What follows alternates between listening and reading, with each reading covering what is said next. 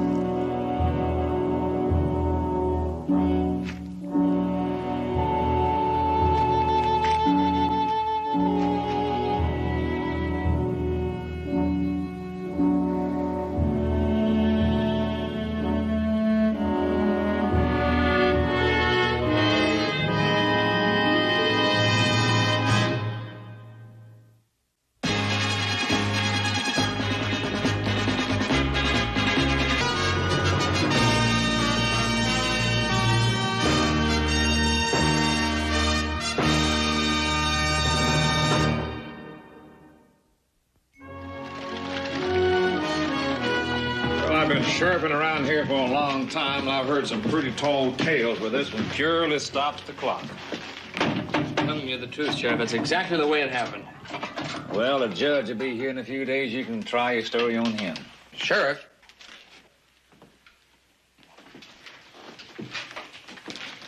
What do you want, Quinn? Well, I heard what happened to Leggett, so I thought I just better step up and tell you what I know. Like what? Well, there was bad blood between this one and Leggett. They had a big fight out near my corrals the day they started the drive for Sacramento. Oh, I heard about that fight and 4 or 5 more. Did you hear he said he was going to kill Leggett? Did you say that, boy? Yeah, I probably did. About the time he was knocking me down or I was knocking him down. We were a little bit riled up, Sheriff. All right, you said your piece, Quinn, so, why don't you go back to buying cattle, leave the law work to me, all right? I'm just doing my duty, Sheriff. Thanks a lot, conscientious citizen.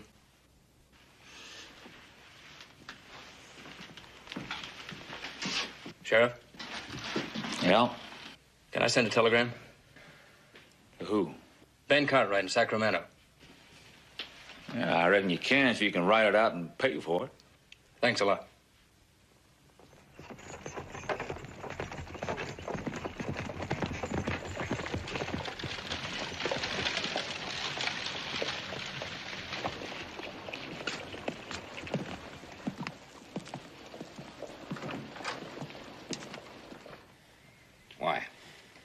Why would Leggett pull a knife on you? The Leggett and I were always fighting, you know that. I know that, but fighting is one thing and murder is something else entirely. Yeah, I know. Why'd he use the gun? Why'd he throw away the gun? I don't know. I don't know. Maybe he didn't want to make the noise. That horse thief. Was he the only Indian around? He's the only one I saw. I know he's the only man who can prove I didn't kill Leggett. What did he look like? About my height, my weight. Long black hair. He wore a blue shirt. Sleeves were cut off. And a beaded belt. How do you find a horse thief? I don't know. Easy to find a needle in a haystack. All we can do is start looking where Canty saw him last. Yeah, even if we find him, can he take his word? Hey, Pa, I got an idea. Yeah. I'll need some money. How much? $200. Your ideas are bold, but very expensive, Joseph. For Candy's sake and yours, I hope this is a good one. 50. 100. 20. 40. 60. 80. 200, right. Right. I've sold you Cartwrights a lot of horses, but I've never sold you one as good as this. Never for that kind of price either, Jack. $200 for that horse is highway robbery, and you know it. You Cartwrights can afford it. I'll see you later. Thanks, Jack. Little brother, quit playing games with me. What do you want with this horse anyhow? I'm gonna use him for bait, Hoss.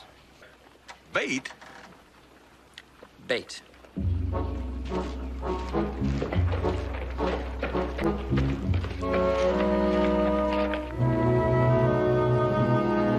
I've already gone over the facts of the case with the sheriff. You have? I realized Mr. Canady would need a good lawyer, in which case he'd come to me. It saves time if I'm conversant with facts. They have a good case, circumstantial but strong. It could go either way. Do you think you can help him? I'll try. The fee is $500 in advance. You don't think the man's life is worth $500? Well, yes, I do, of course, but... You're paying me to tip the scales of justice in your favor. Justice is not inexpensive.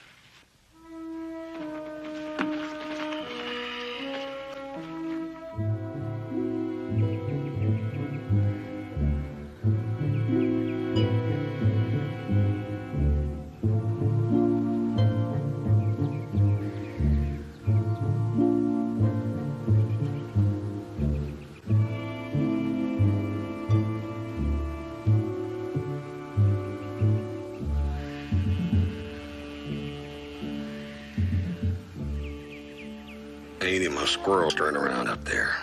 No. Dat burn bugs, chiggers and skeeters, and I got everything but mice. Well, don't tell me your troubles. You know, even if we can get a Paiute to come up and steal that apple who's 10 to 1, it won't be the right Paiute. We'll just turn them loose and wait for the right one, that's all. Yeah, but will the right Paiute come along before they hang Candy or after?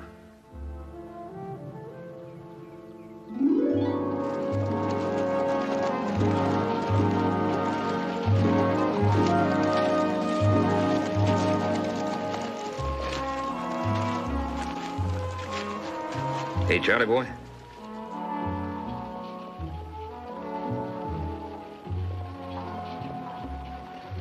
Charlie? Charlie boy? Yeah. Charlie boy? Come on, up you go. And a boy. You Charlie boy? Can you hear me? Yep, yeah. Now, you used to work for John Leggett, didn't you? Not anymore, I don't. He's dead. Well, I know.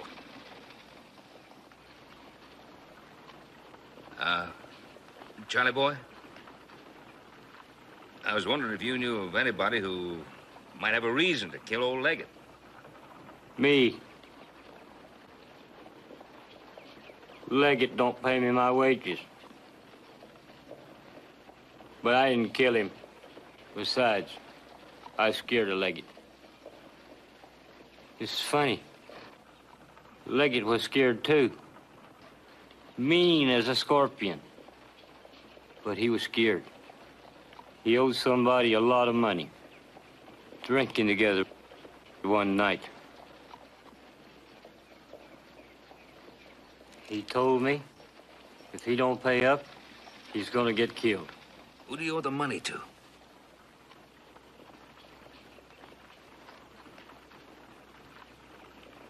I don't know. That's when I fell asleep.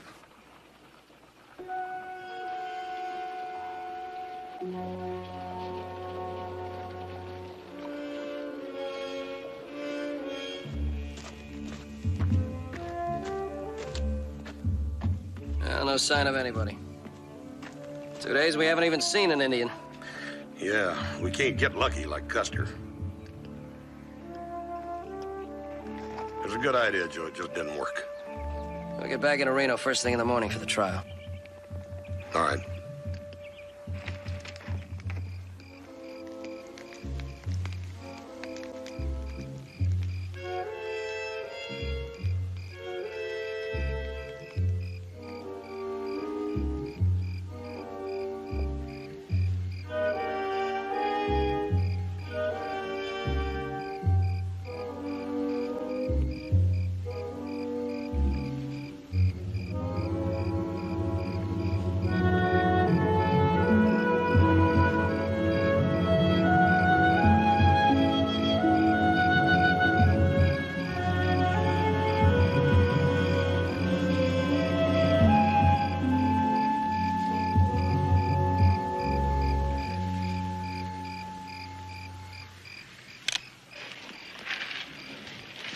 Drop that knife. Drop it. I've lost 2 nights' sleep trying to catch you. And ain't nothing makes me madder than losing all that sleep. Joe? Wake up, Joe. I think we got him. At least we got a fella that fits the description.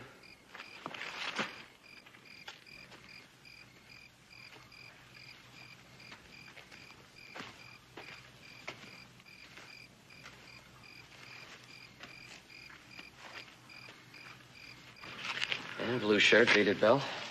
Fits the description, all right. What's your name?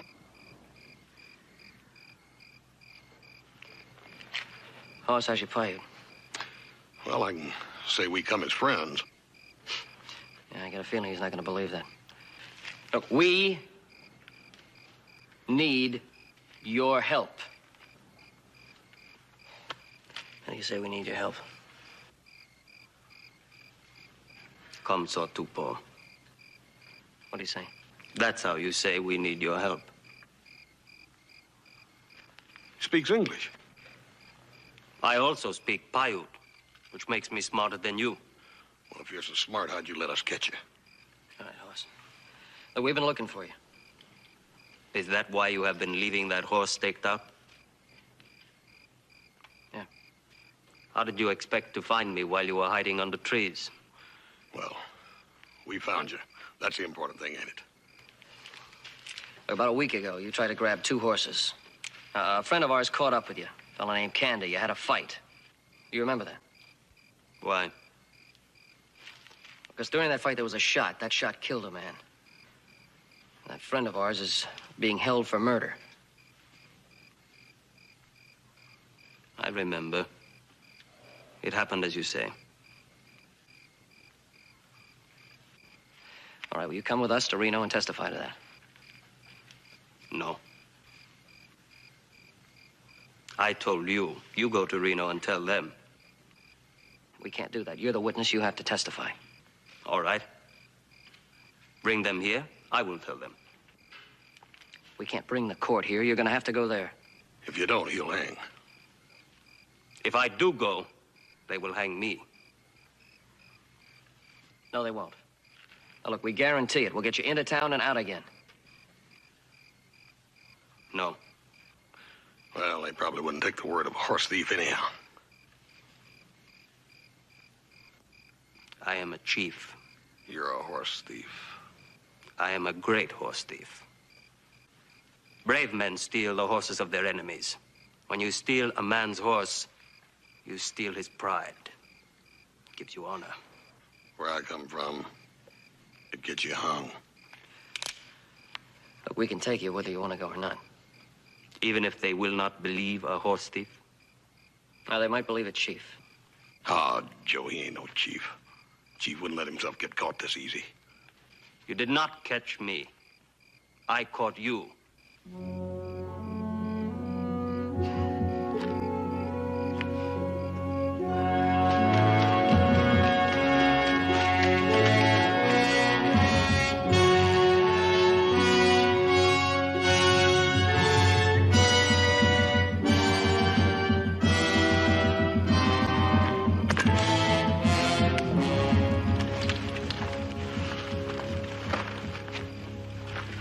If I told him to cut your heart out, he would do it. If I told him to strip the flesh off your back inch by inch, he would do it. Do you know why? Because I am a chief. You're not a chief, you're a coward.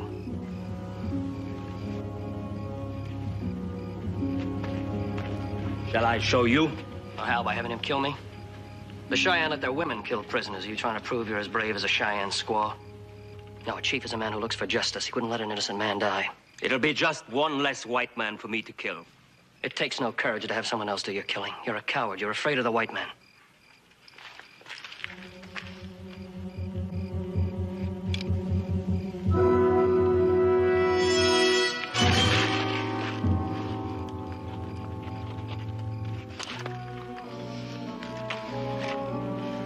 Ikaw ay mohe.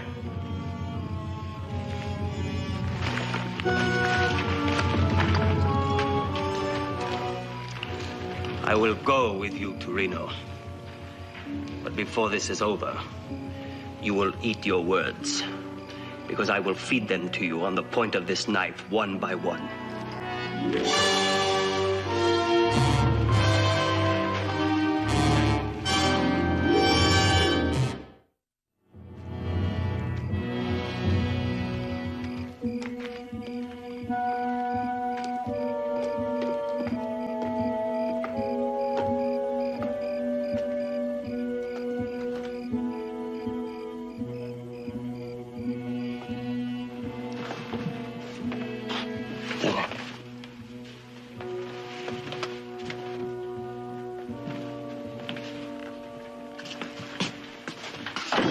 Nobody saw it. Nobody saw us. He's the one? It's the one, absolutely. Yeah, good.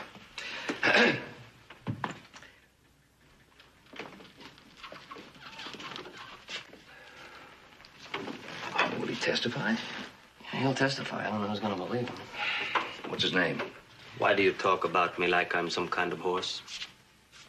He speaks English. Why don't you tell me? Who is he? Oh, that's my father. What is his name? Ben Cartwright. Can he speak Paiute? Oh, I can speak for myself. I can, too. So if you have any more questions, ask me.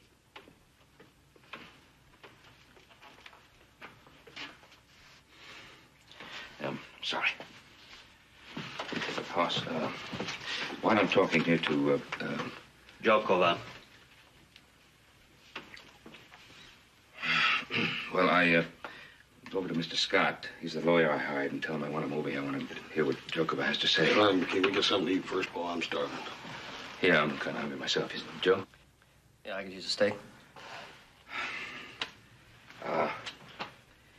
Jokova, what would you like to eat? You just name it, and we'll be happy to get it for you. Buffalo hump. Oh, I don't think that they'd have buffalo hump in the restaurant. Then I'll have boiled dog. You don't eat what everybody else eats, huh? How about steak?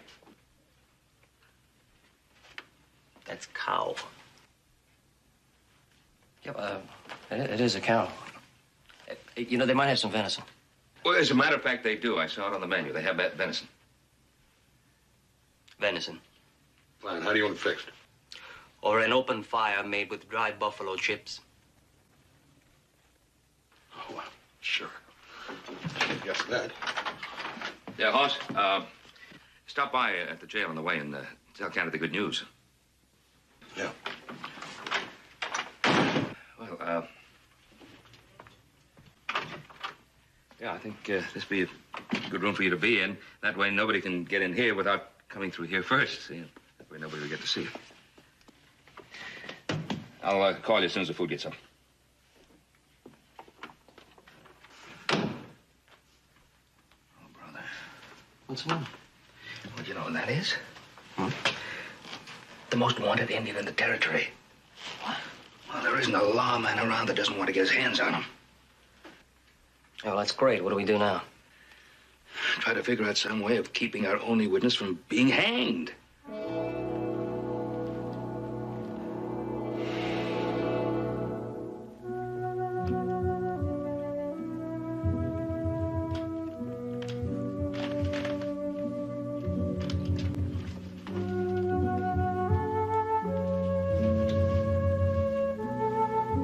Make leather soft. You know, I was wondering, where'd you learn to speak English? From Pony Soldier.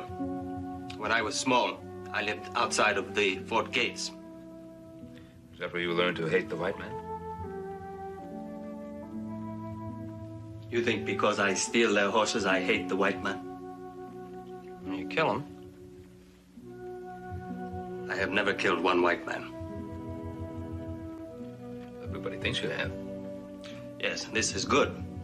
If they think I am a killer, they do not chase me when I steal their horses.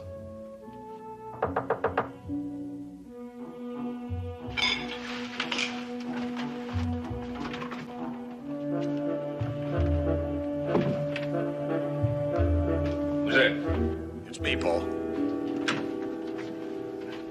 I'm over to the saloon. Good evening, Mr. Cartwright. You You picked a most inconvenient time for consultation. Well, I didn't think this could wait. Trial is tomorrow. It hasn't slipped my mind, if that's what's worrying you. I would like to get back to my poker game. A man is on trial for his life, and that trial starts tomorrow morning. And I'm defending him. That is a terrible responsibility, Mr. Cartwright. I'm fully aware that I hold another man's life in my hands. In court tomorrow, I will do my very best. Well, Mr. Scott, I'm sure that you will do your very best. And, as a matter of fact, to ensure that, we have a witness for you. An eyewitness, a man who was with Candy when that shot was fired. Then he really is innocent. What do you think? Doesn't matter what I think. Innocence or guilt, it's for the jury to decide.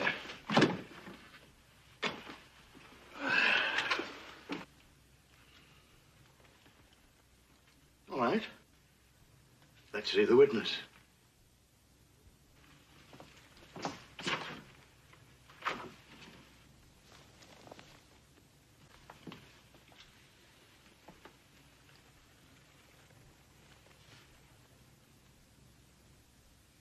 You're joking. He was with Candy when Leggett was killed. He is Jokover, isn't he? Yes? I'm sorry you went to all that trouble. We can't possibly use him. His appearance in court would prejudice the entire case.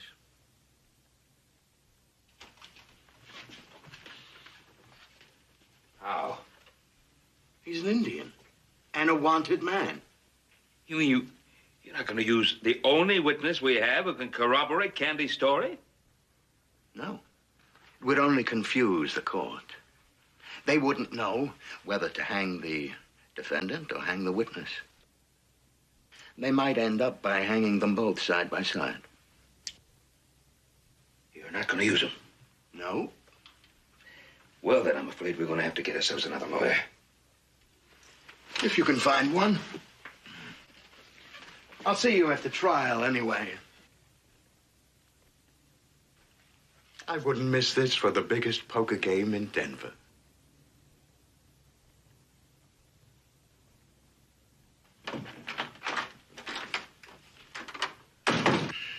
There goes the best lawyer in town. Well, I say good riddance. Let's get the second best. Well, he's also the second best and third and worst. He's the only lawyer in Reno. I guess that leaves it up to us and Jokover. Jokover, just tell me exactly what happened out there so I'll know what to say in court. 2 white men were fighting while I stole their horses. Oh, I don't think you'd better say anything about stealing horses in court. It is the truth. Yes, I know it.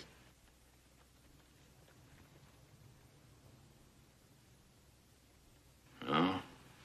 No, you tell it just the way it happened.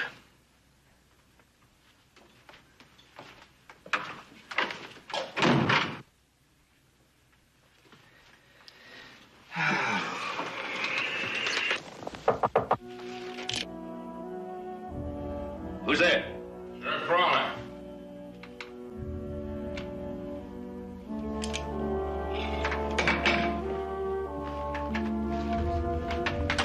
Yeah. Evening.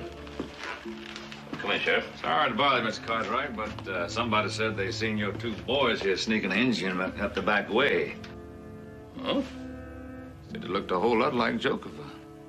Well, I wonder who'd say anything like that. I don't know, but as long as I'm here, I might as well take a look around.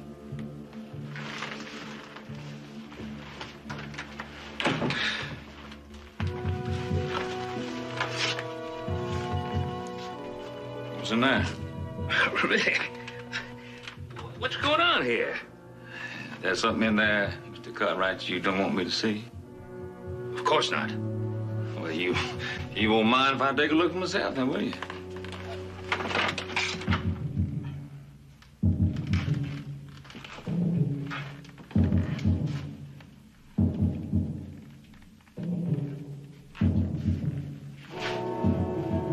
CJ, you still down there?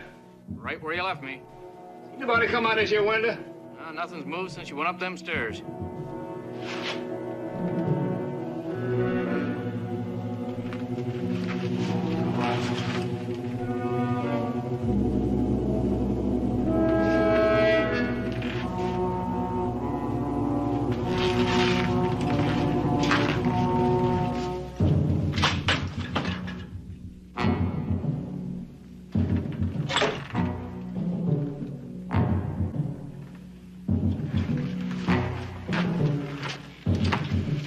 Well, I'm sorry to bother, Miss Cartwright. Is all right, Sheriff?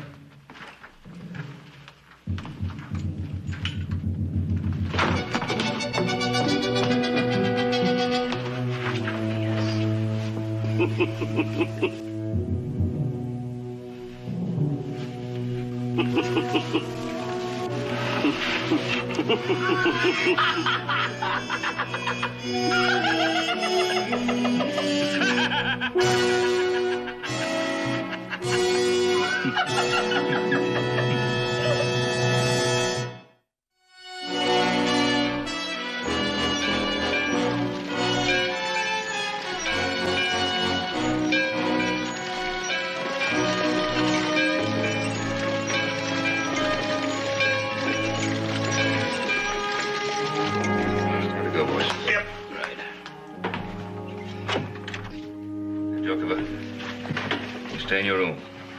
No one must see you before it's time for you to appear in court. And when it is time, I'll have the boys come and get you. All right?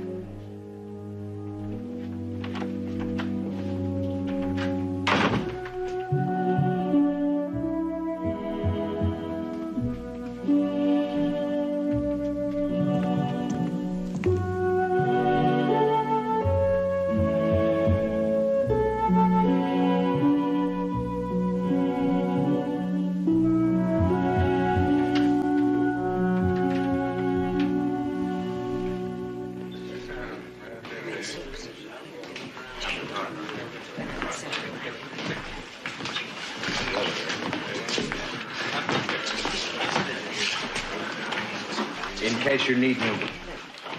Thanks. Who's the judge? Judge Butler. He's the hanging judge. Thanks. One of my lucky days. Take your hats off. Stand up.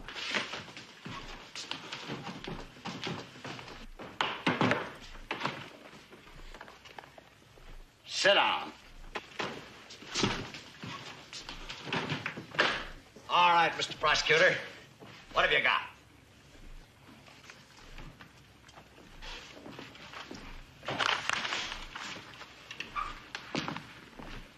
Hello, Ben. Morning, Your Honor. What are you doing here? Well, I'm acting as counsel for the defense of Mr. Canary. Come here a minute.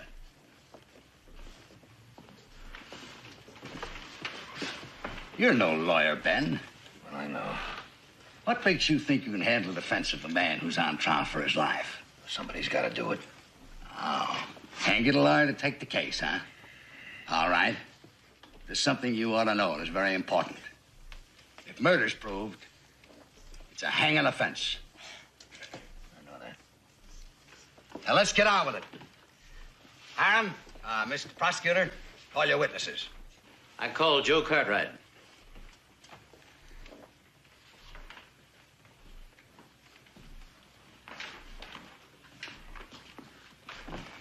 Put your hand on the Bible. You swear to tell the truth? Yeah. Sit down. Mr. Cartwright, did you ever see the defendant and the murdered man in a fight? Yeah, I guess I did. How often? 2 or 3 times, I guess. Maybe 4? Yeah, maybe. Enough to know they really hated each other, right?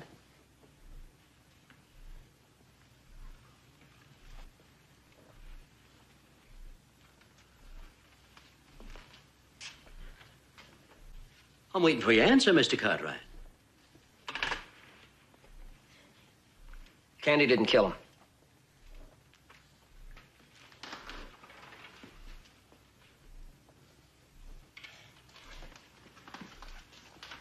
What were they usually fighting about? Oh, anything and everything. It didn't take much of a reason and never was very serious.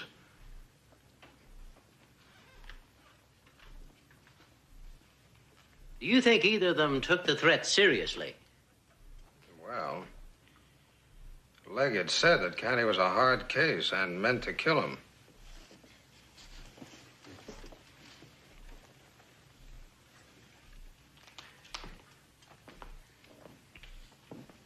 Now, in your opinion, why would the murderer bring the body of his victim back to town? Throw suspicion off himself and maybe onto the Indians. But could it have been the Indians? Well, he still had his scalp. I don't think it was the Indians.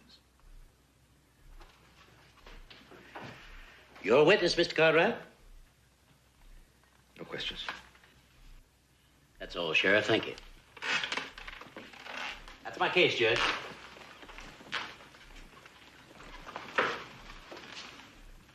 Ben?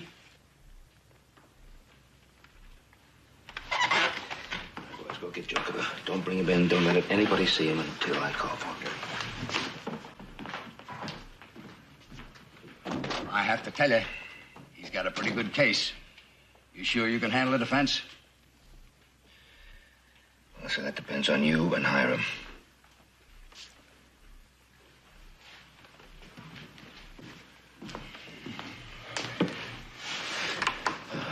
Something that I wanted to tell you.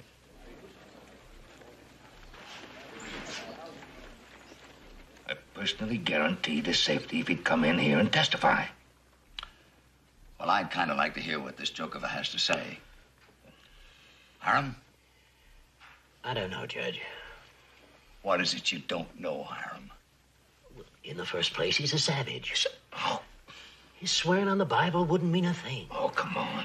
You don't have to believe in the Bible to be able to tell the truth. But there's more to it than that. Get off your high horse, Hiram. Let's hear what this man has got to say. It's your courtroom. You can go.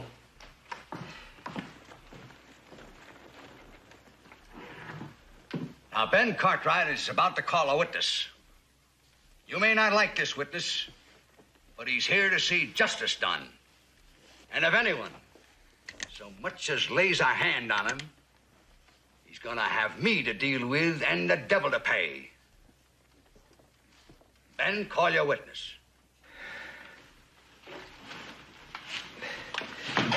Well, Your Honor, my boys have just gone out to get him, and I'm sure they'll be here in just a moment. You've got 30 seconds.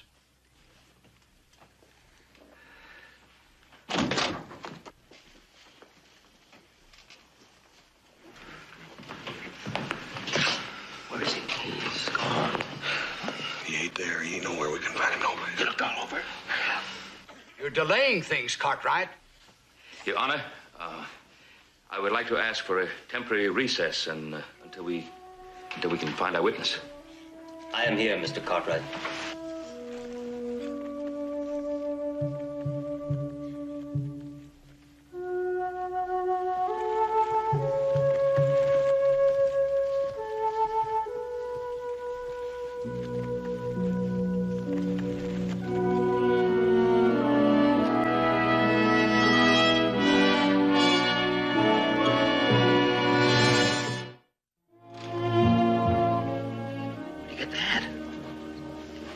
Same place he got the coat, ain't it?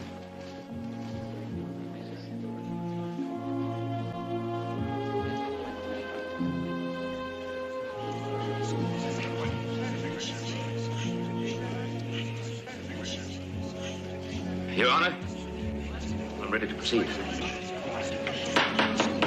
Shut up!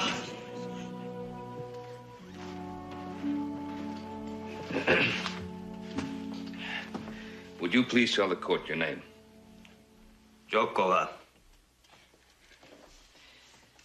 And you are a member of the Paiute Nation? I am chief. Chief Jokoba, do you know what this trial is about? Yes. Now, would you please tell the court where you were and what you were doing the day Leggett was killed? I was hiding in the woods. I saw two men coming. One was the man who was killed. The other was this one. They left their horses, and they climbed to a high point to look around. The one who was killed attacked this one with a knife. While they were fighting, I ran out to steal their horses.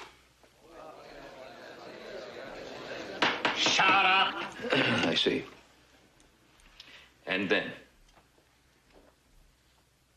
I was riding away with their horses when this one jumped from a bank and knocked me from the saddle.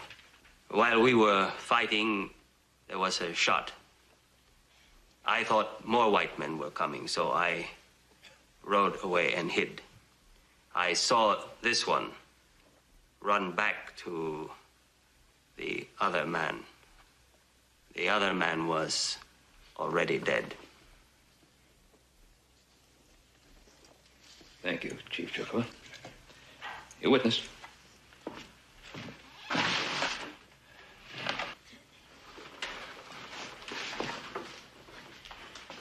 Why did you hide when you saw the two riders approaching?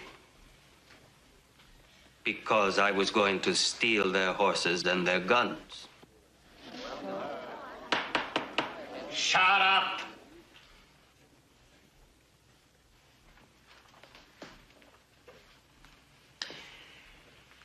Did you intend to kill him? Only if I had to. Judge, you can't take the word of a man like this. He just confessed to being a horse thief and a would-be murderer. Why, you don't believe all the things he said about himself, do you? I certainly do. Well, if they're true, the rest is true. Mr. Canary is innocent. Sit down, Hiram.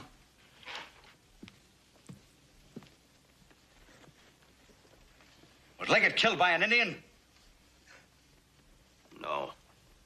If it had been one of my Indians, he would have bragged about it. Did you see anything else? This. It was in the grass where the two white men were fighting.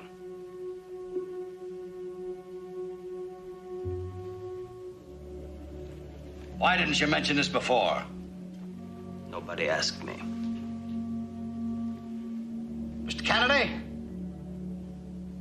Do you own a gold toothpick? Me? I never owned a gold toothpick. I don't think I've ever seen but 2 or 3 before. Wait a minute. Joe, who was it? Quinn! Yeah, it's Quinn. Mr. Quinn, if you've got a gold toothpick, let's see it. I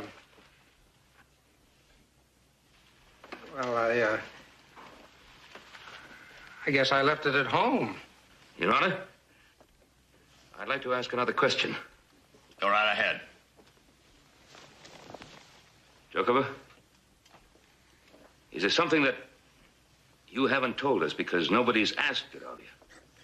Yes. What is it? After this man rode out with body, I saw another white man come out from hiding behind trees. I followed him to Reno. It was this man. That's a lie. And he rode an unshod Indian pony. Lies. Every word.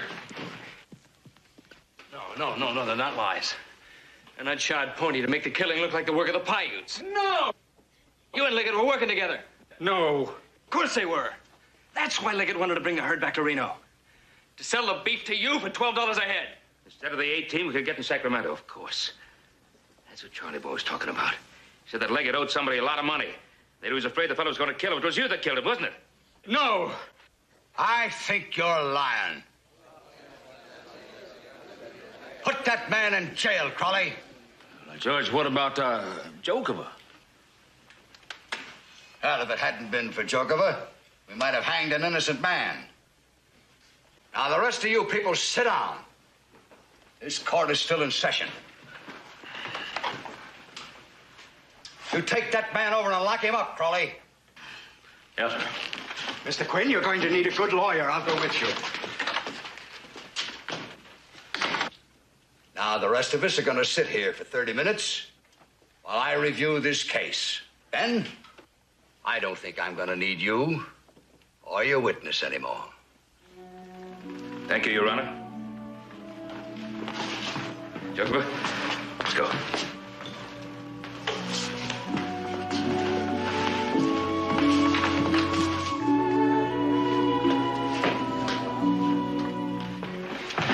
Horses are ready, Paul.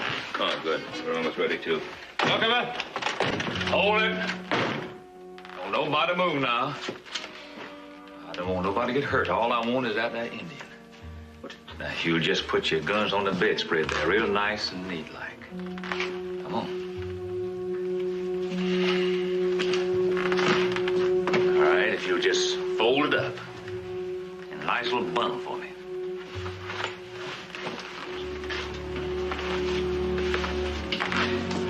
Now, Sheriff, the judge promised Joker immunity. I don't care what the judge said.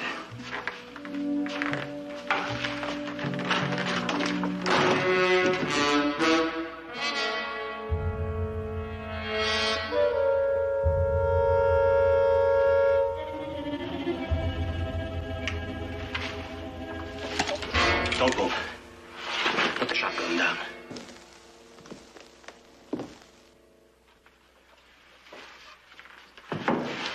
I was under the bed, Sheriff, where I was before. Come in. All of you.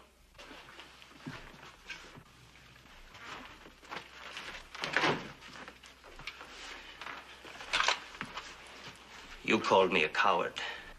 Now you will eat your words. You're a brave man. And a chief.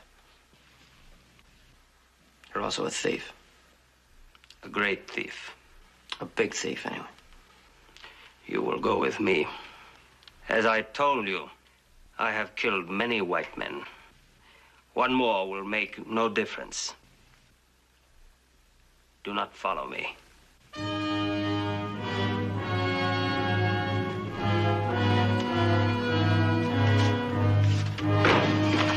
No. He means it. He'll kill Joseph. Mustn't follow him.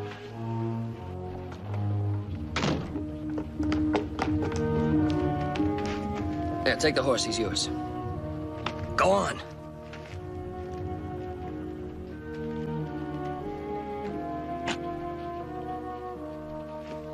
I told you he's yours. What are you waiting for?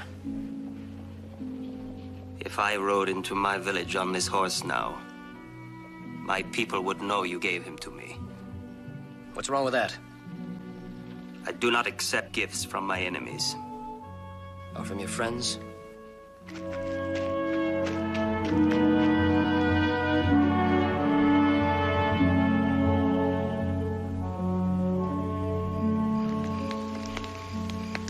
You know something?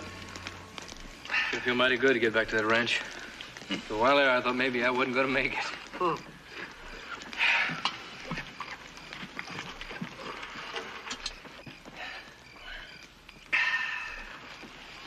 Paul. Joe, Candy. Hey, Joker. Joker, I didn't get a chance to thank you. Welcome.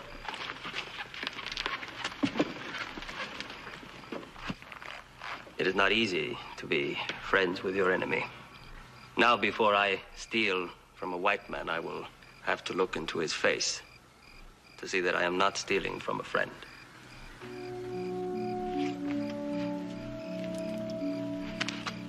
Take care. Chief.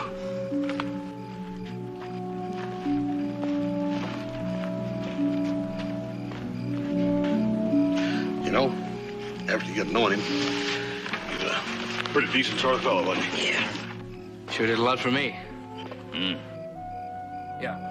In a way, I'm sorry I didn't take that horse. Yeah. Strange man. But in his own way, a very honest man. Yeah.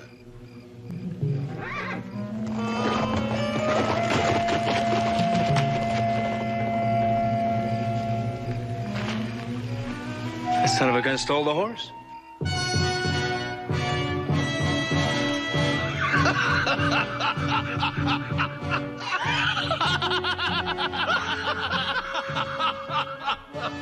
Well, as I said, in his own way, a very honest man.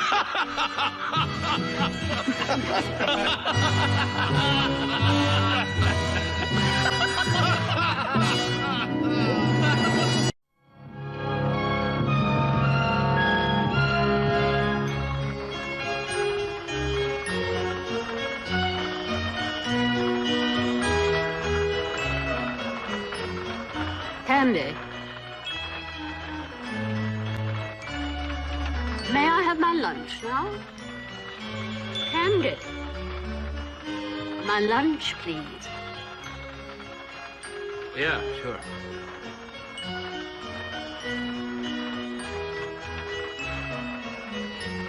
Thank you. I sure could do with a bite. Offer it to the gentleman, Candy. Then you may help yourself. Thank you, ma'am. You work for the lady, huh? Yeah. Don't touch the chicken leg.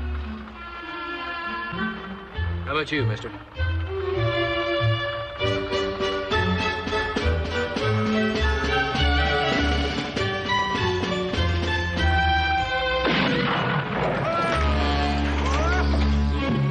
Get your head back in. What's going on? Some sort of a robbery. Everybody out!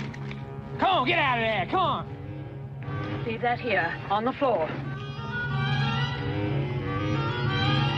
Keep him up!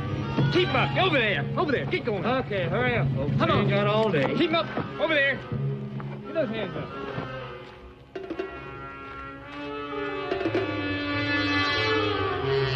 Throw down that strong box.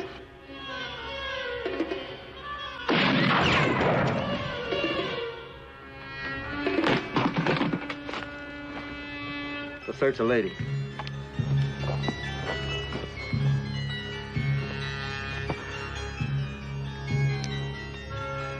There's a bag has nothing of value.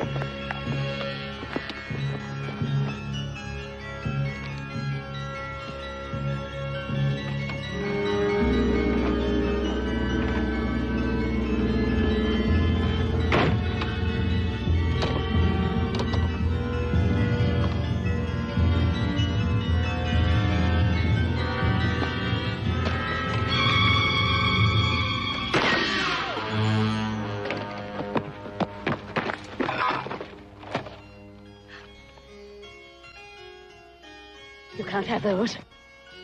Can't tell. Be satisfied with my money. Candy, stop him. Stand right where you are. I am?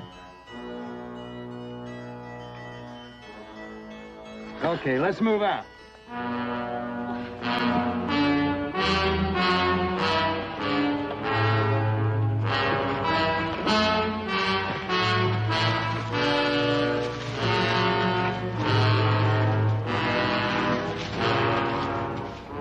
I'm not at all satisfied with your behavior. Yeah, sometimes I'm not too thrilled with it myself. When you're in my employ, I expect both courage and loyalty.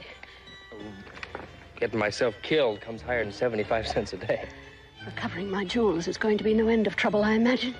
Mm-hmm. Nevertheless, it must be done.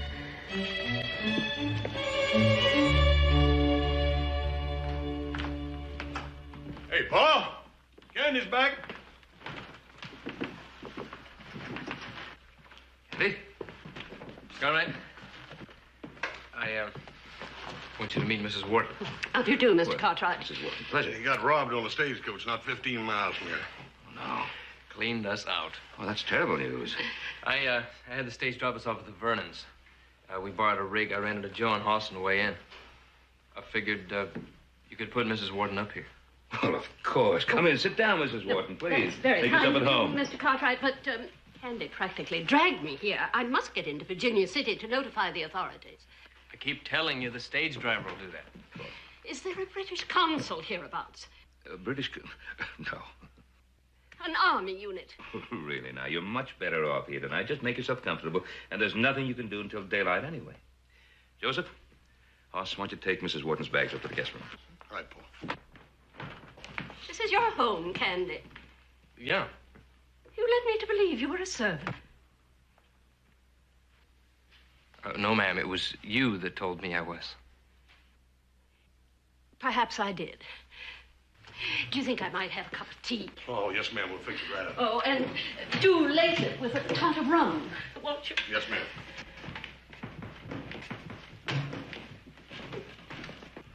Well, that's quite a lady there. Where'd you meet her? That's a long story. Oh? First of all, I finished the job you sent me to do. Mm-hmm. Here's the contract, signed and sealed. Good. Now, about the lady. Well, when I finished the job, I decided to take a look around San Francisco. I met her on the Barbary Coast. Did you? Well, I can understand why you might have been there, but what about her? Yeah, well, she was there to find the steamer office. Oh. So I took her over. She called me her good man, said that virtue should not go unrewarded, and offered me a job. My fare back to Virginia City in 6 bits a day to fetch and carry. Seemed like a good deal. Yeah, sure. Where's she going? Around the world. By herself? Believe me, Mr. Cartwright, she doesn't need anybody else.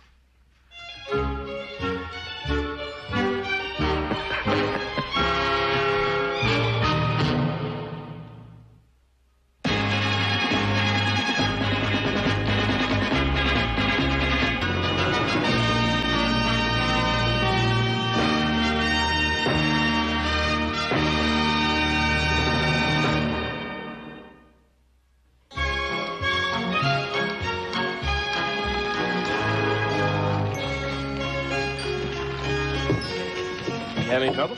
No. I hired you as far as Virginia City. No, Mrs. Wharton. You paid my way, and I was coming this way anyway. 4 days, $3. That was our arrangement, although you are largely incompetent. Cows are more my line. I think Sheriff Coffey's back now. You want to go check, see if he has any news for you? Oh, excellent.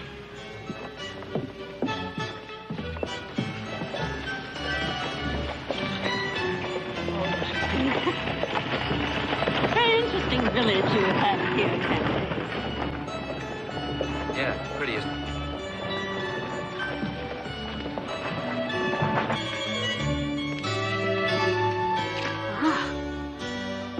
English, isn't it? Oh. What is this? It's a branding iron. Yes. To identify the livestock. Barbarous, cruel.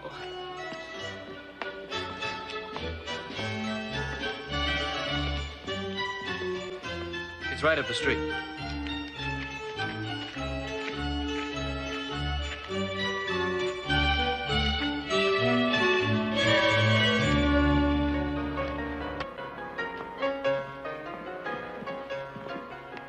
Mrs. Warden. Mrs. Warden. Ladies, don't come in here. Shouldn't wonder. Quite picturesque, though. Don't gawk. Go about your business. Don't gawk.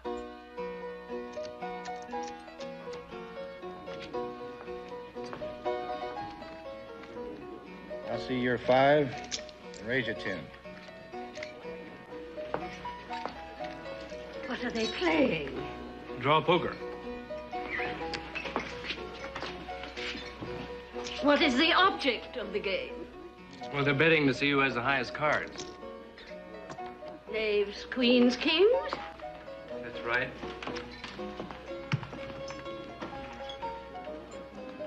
Well, then why is he continuing to wager?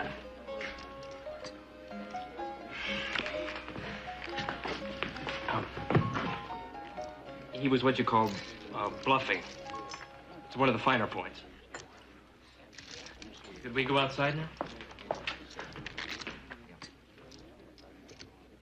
You girl. Come here. That brooch belongs to me. It don't neither. You sure? Perfectly. What is your name? Laura May Mears. Mine's Candy. The initials on the back are E.C.H. Elizabeth Catherine Hewlett, my maiden name. You've had it no longer than last night. It was probably given you by a man. I want it back. I don't know nothing about that. Now leave me alone. Miss Mears, I'll call the sheriff. It'll be your word against mine. Which one of you think you'll believe? I've no doubt you accepted the brooch in good faith. I'll give you $10 for it. I didn't mean no harm. I mean, I had no way of knowing it. And the name of the man who gave it to you. Well, now,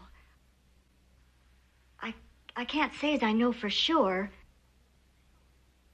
You got that from a stranger? No. I don't want no trouble. Just take it and that's all. There is a penalty in this country for receiving stolen goods. Yep. We won't tell anybody where we heard it. It was last night, over in Millburg. Billy Buckman. Is that where he is now? No. He was talking about going back to Vallejo. All right, thanks.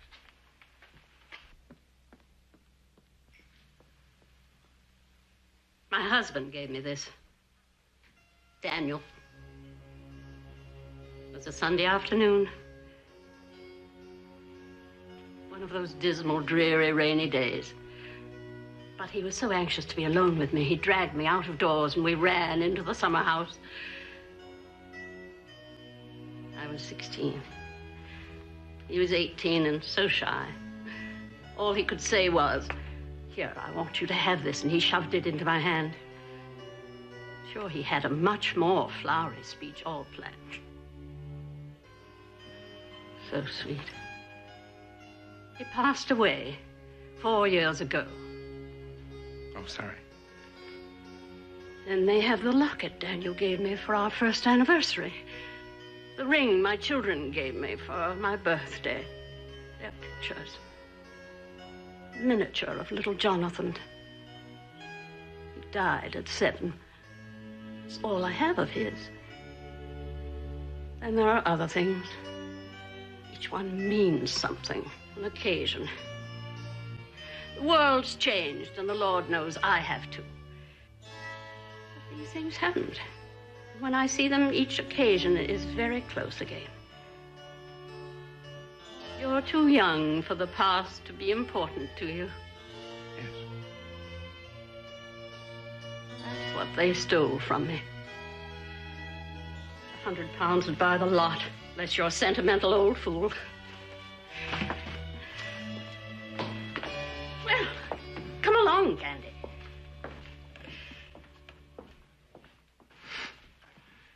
Oh, Vallejo's about half a day's ride from here.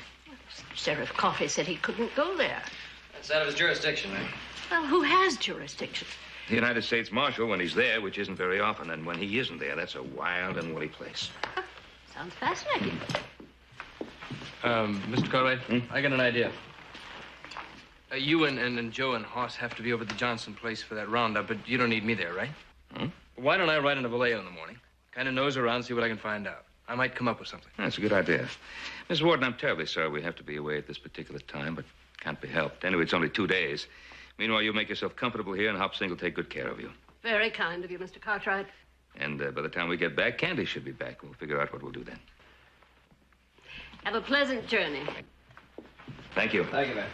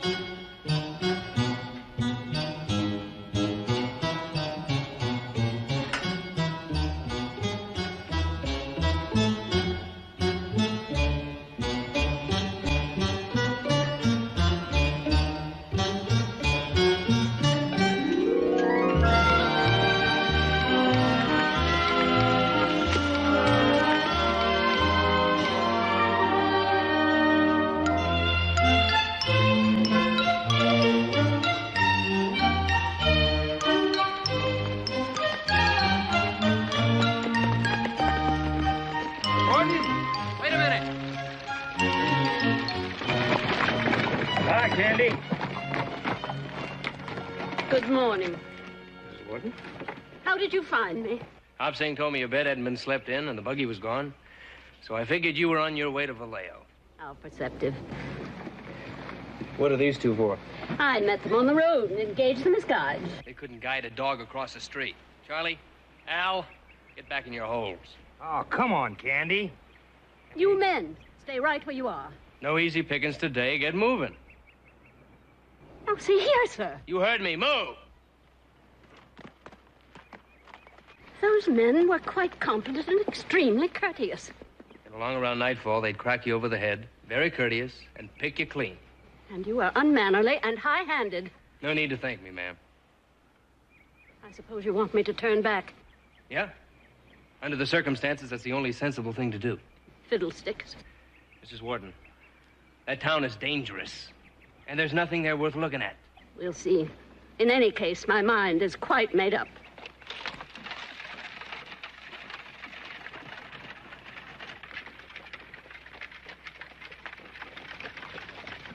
Mrs. Wharton, let me reason with you.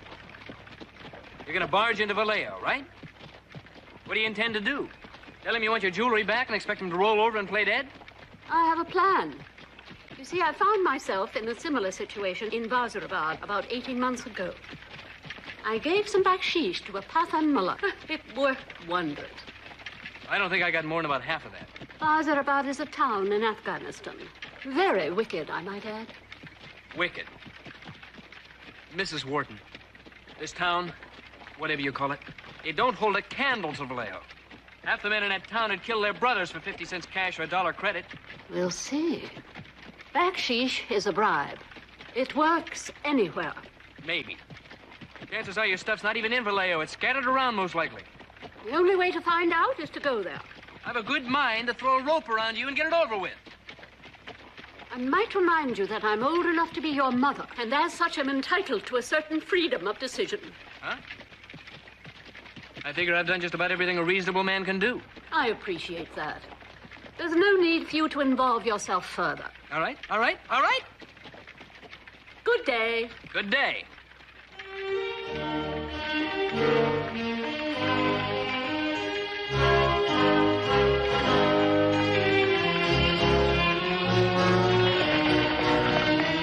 Wait up, Mrs. Wharton.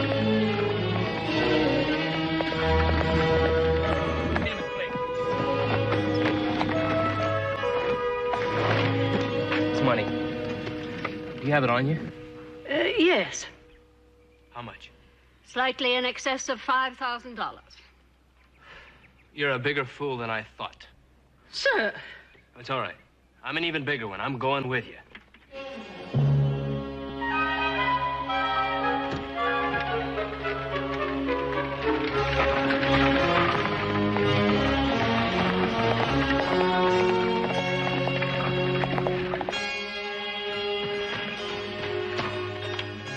I was right. Vallejo's just past the next hill.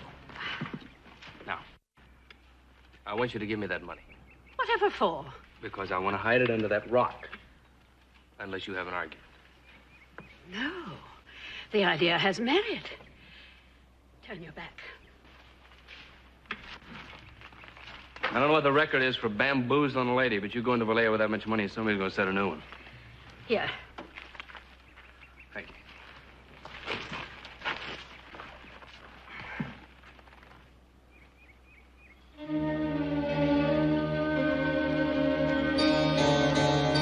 You should have marked this spot in your mind, just in case something happens to me.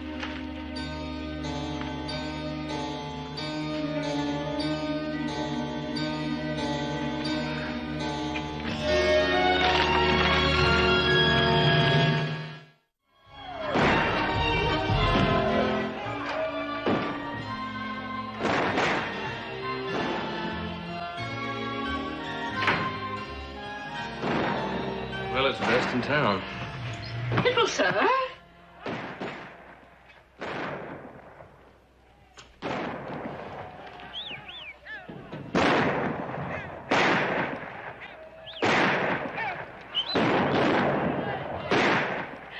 Marvelous, marvelous.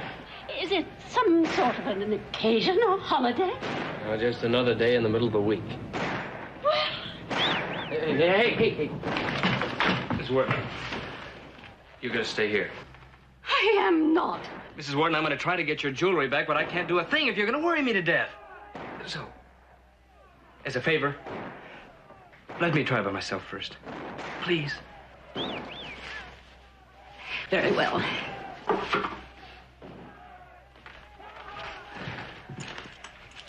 I'll show you the high spots and the points of interest later. Don't go out of this room alone. On any account. Keep the door locked. I'll be back as quick as I can.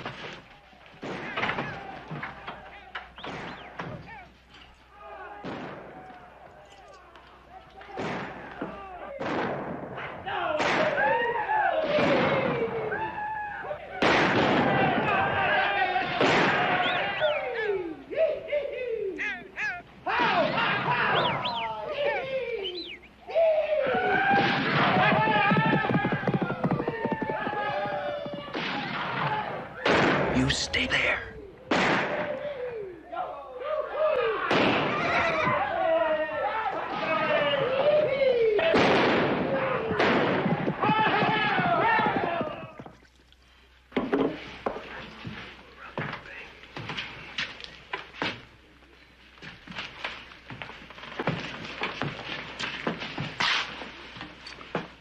Somebody here named Candy?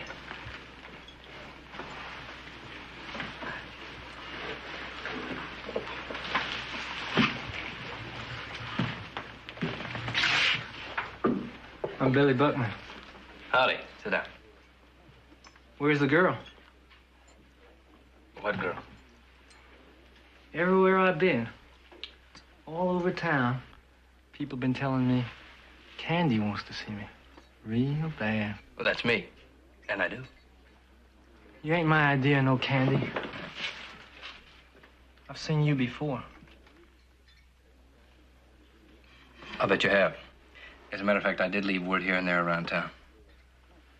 I figured you were quite a devil with the ladies. I can't take credit for that. It's kind of a gift. I got a proposition for you. A couple of days ago, some jewelry was stolen off the San Francisco stage for Virginia City. Is that a fact? I got a buyer for it. If I can find out where to lay my hands on it. I don't know anything about that, mister. Oh, that's too bad. Somebody had told me you might be able to help me. I'll pay $2,500. Cash? On delivery. Maybe. Maybe. Do we have a deal? Deal. Let's go. Hey, how long you going to be in town? I'd like to wrap it up before morning. Where can I find you? The hotel. I don't have that money on me. Not that I don't believe you.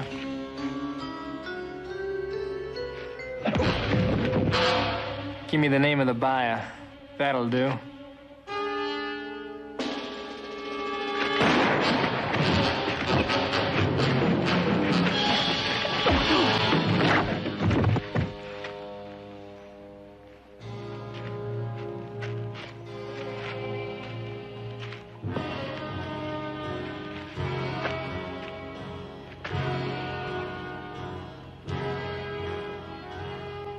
Can't blame me for trying, can you? Stick to your gift, boy. You sure ain't a fighter. We still got a deal, don't we? Yeah.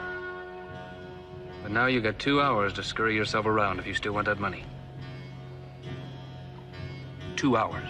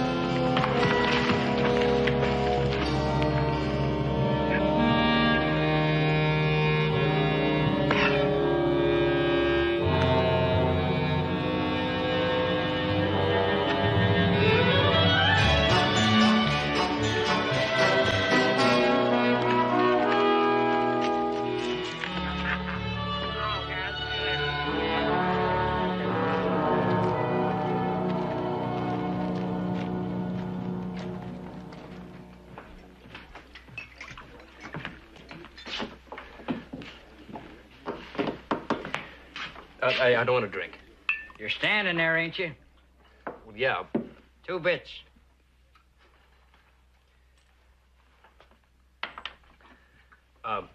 Has there been an English lady in here? About middle-aged, kind of highfalutin and bossy? In here? Yeah. Let me ask you this. Supposing I was such a lady, and I kind of had a half-wit notion to bribe somebody, to buy some information on some stolen property. Who would I go see? John Carmody, the druggist. Thanks. Why, yes. I spoke to Miss Wharton about an hour ago. Fine woman. You don't see strength of character like that much anymore. Go on, Mr. Carmody. She wanted my assistance in getting back some jewelry. I thought I could put her in contact with the right party, so I asked her to wait in the back room there. I got a hold of Ed Horn. They had a little conversation and went off together a while ago. You sold her to him? No. No. Well, I did charge Ed a trifle for the information, but that's only fair and fitting. Where'd they go? That's hard to say.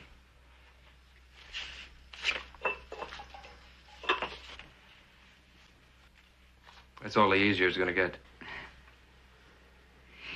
Ed runs with Billy Buckman and that bunch. We're a tolerant community. So I've noticed. But they can get a little rambunctious and noisy for our taste. So they got a cabin out south of town. I don't guarantee it, but they might be there. That's to keep your mouth shut about talking to me, okay? Oh, it's a pleasure to do business with you, sir. I'll throw something else in. Won't cost you a nickel. Don't get caught with them after dark. Thanks.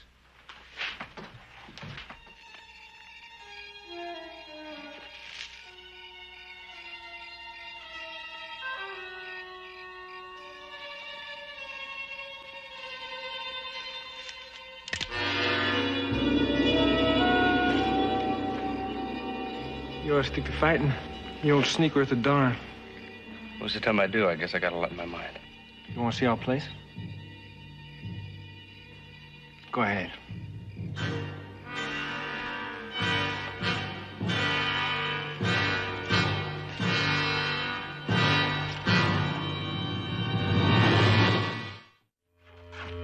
I'm thrashing around outside. What's he want? Looking for her. Well, you found her. Tie him up.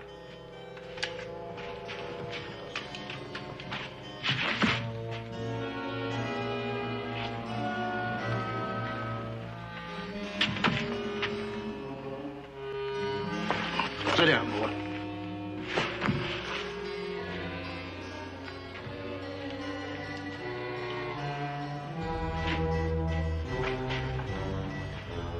Figured I'd find you here.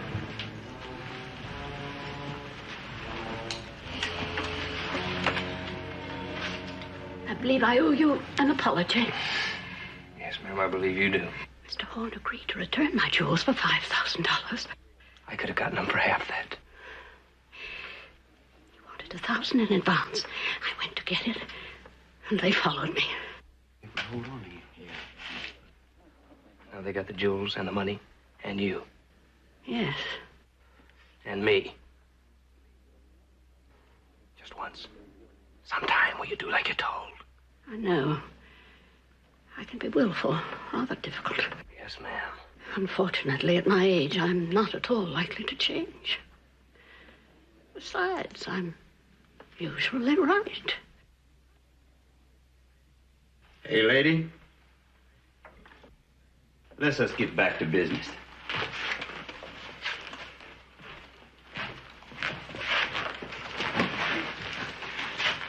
Now, it's in the money belt. It stands to reason you got a lot more somewheres else. You get my drift? You're holding me for ransom. I concluded that over an hour ago. Well, that's fine. Now I expect you're going to give me some big hoop-de-doo about to your mouth. There'll be no discussion of money until we talk about my jewels. We are going to talk about money. After you return my jewels.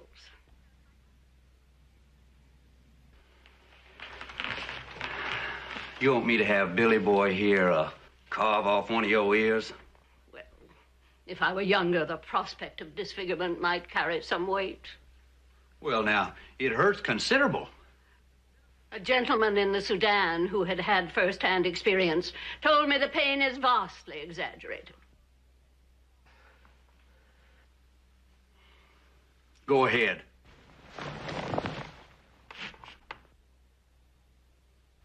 Have you considered the possibility of shock?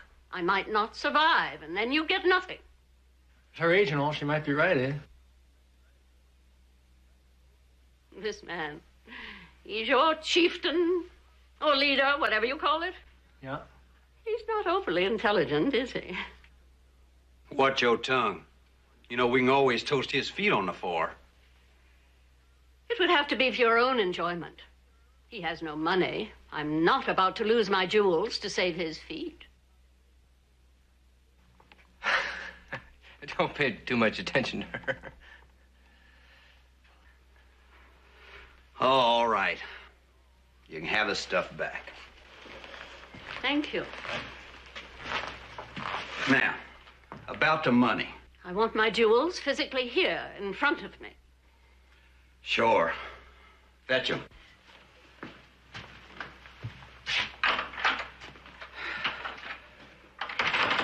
Money is in a bank in San Francisco. How can we get it to you? Well, you just send a telegram. Tell them you want that much put in the bank here in Vallejo, and then you just write us a note that says hand it over.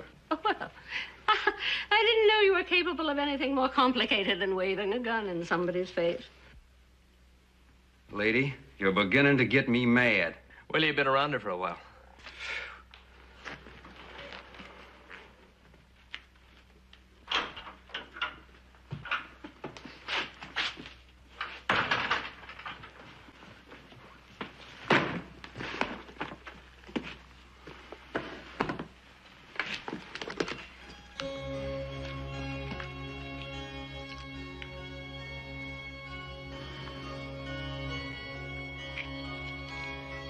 Well, you satisfied now? They're all here. How much is the ransom? $25,000? Splendid. With that amount at your disposal, you'll probably debauch yourselves into early graves and the world will be rid of you. That's all worry. I keep these. And he goes free as well. Oh, sure. I'll also want the freedom of this cabin. Well, anything you want.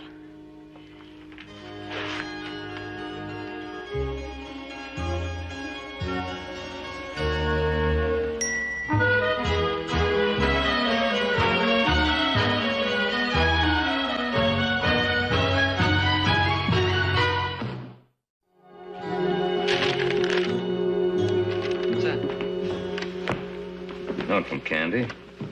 Written yesterday morning. Mrs. Walton left in the middle of the night. Gone looking for her. Left, where'd she go? How do I know? Maybe Virginia City, huh? Well, this was written yesterday morning. They'd be back by now. You know, I'll give you odds she went to Vallejo. That's where her jewels are. She seems like the kind of woman to go after them. I wouldn't be at all surprised. It was yesterday morning. Probably ran into trouble. All right, boys, let's saddle up again. Oh, boy. Plan on spending the day as far away from the saddle as I could today.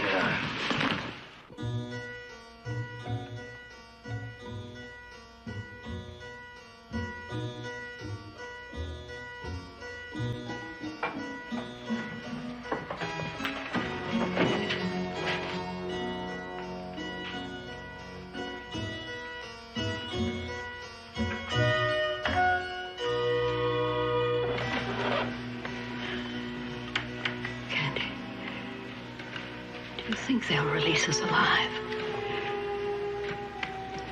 Well, The truth. My conclusion exactly. They're going to kill us in any event. Mrs. Wharton.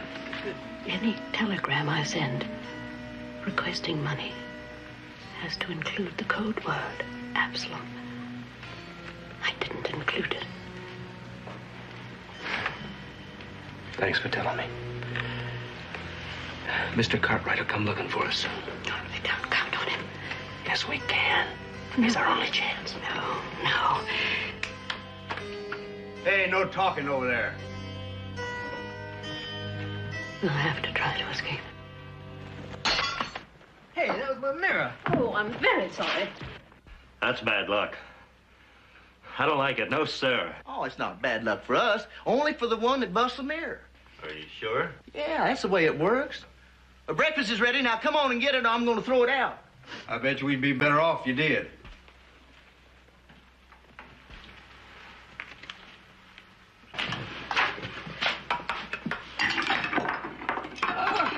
Disgraceful. Why, old Dunn got his whole life story packed on them fingernails.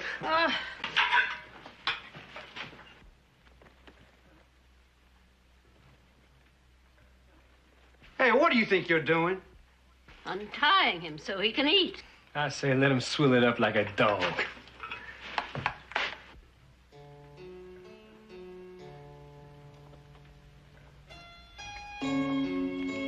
What are you doing? I have a plan. Don't you get no ideas now. With 4 of you here, I wouldn't think of it.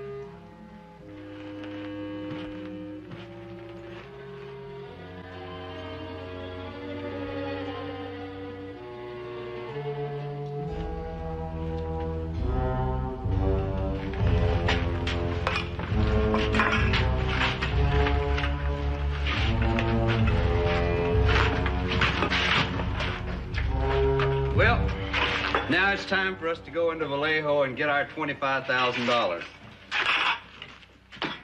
you write that note to the bank. Very well.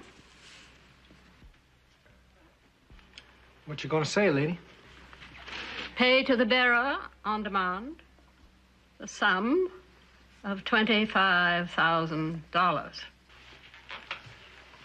Being placed on deposit at my order by the Golden Gate Bank of San Francisco. Signed, Mrs. Elizabeth H. Horton.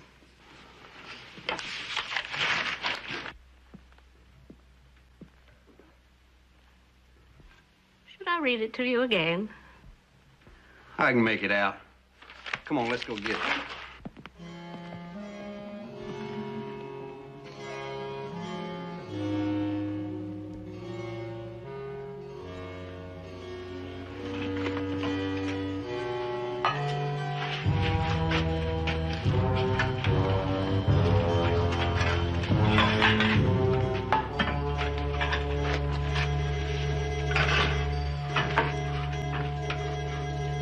Lady, what are you doing? I'm going to wash the dishes.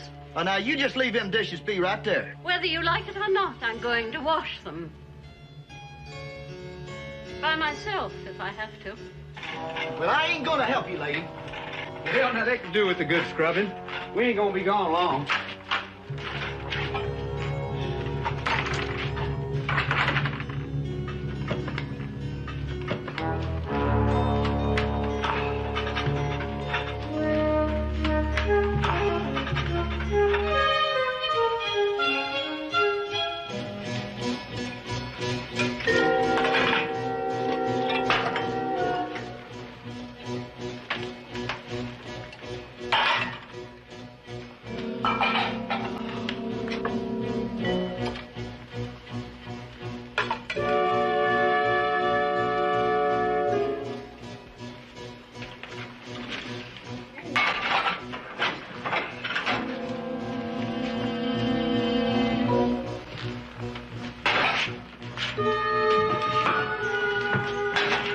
Lady, how long are you gonna keep up that clattering? Until they're clean.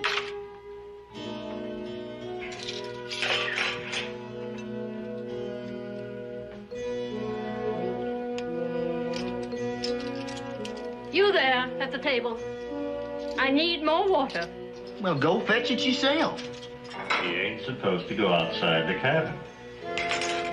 Boy, if there's one thing I can't stand, it's an uppity, bossity female.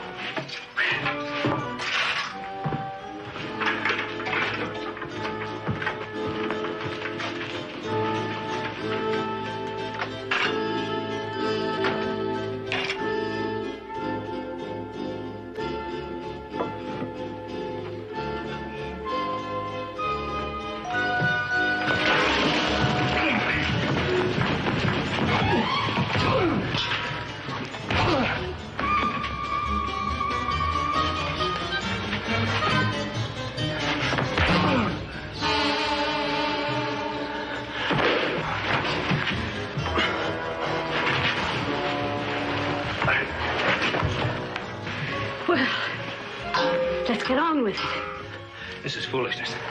If we just waited for the Cartwrights.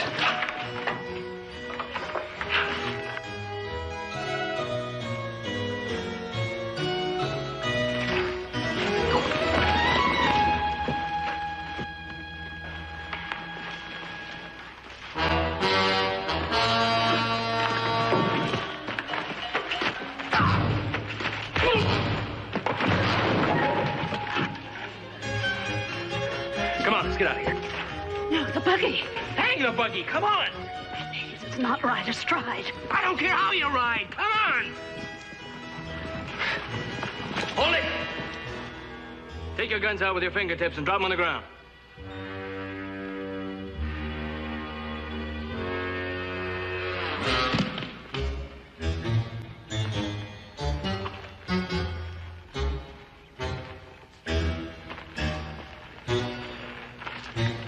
All right, get out. Hold it.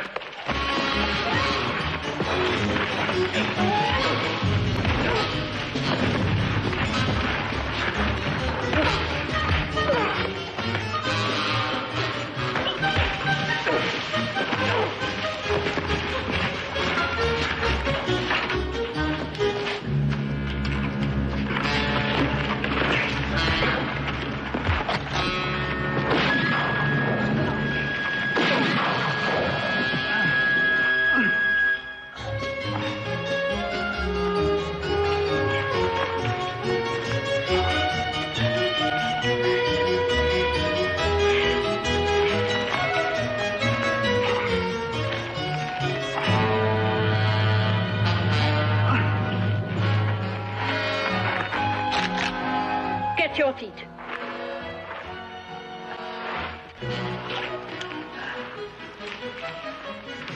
Drop that pistol on the ground, you ruffian. Just use your fingertips. Now, get into the house.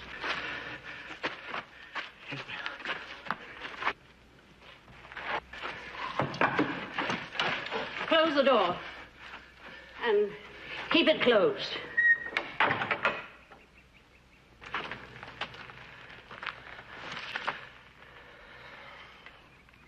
Mrs. Warden, I'm grateful for the thought behind what you did just now. You're welcome. But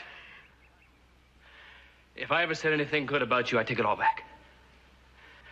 If I was not bathed in luck, you could have shot me just as easy as them. You're a wild, reckless woman! Shoulder shot, leg shot. Luck had nothing to do with it. I am, by common agreement back home, the best wing shot in the county. Oh. They need tending to. After that, we'll get my jewels. Yes, ma'am.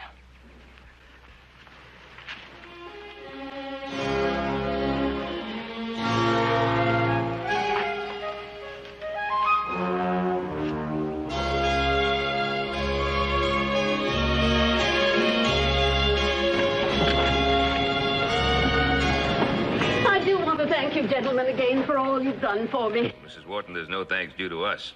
We got here too late to help, unfortunately, but Candy did all the helping. If ever you should come to Hertfordshire, Mr. Cartwright, do come and stay with me. Well, of course, thank you very much. I shall be home again in about a year. Special thanks to you, Candy. Anytime, Mrs. Warden. Well, goodbye, Joseph. I sure wish you'd spend some time with us at the ranch. No, I'm going into the Dakotas. The Dakotas? Yes, I've long wanted to see some Red Indians in their natural environment, particularly the Blackfeet or the Sioux. And I've met a gentleman who will guide me there.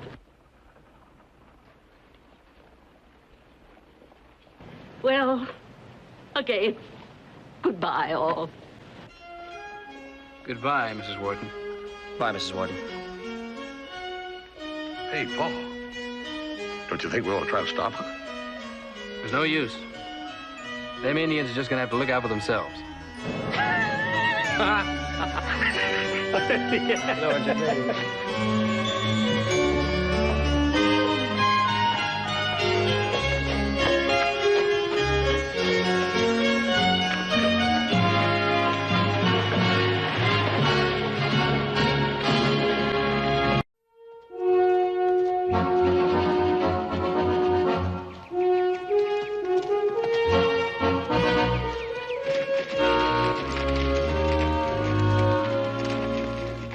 I saw her come in this way. Yeah, this must be the 10th time that little heifer's run off. Well, I'll find her. Nah, you going back and rest. I may get her and cook her for supper. Nah, too little. Chuck wagon sure gonna look good, huh? Yeah. Okay. See ya.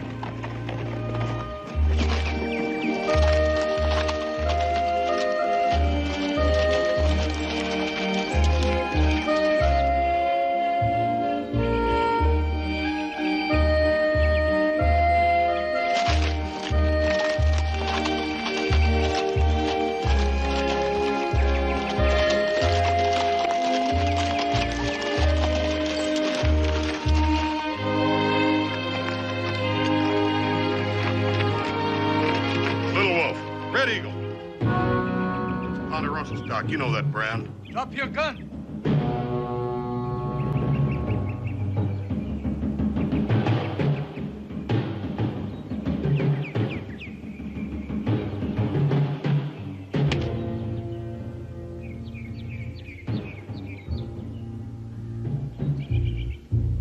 Get off the horse.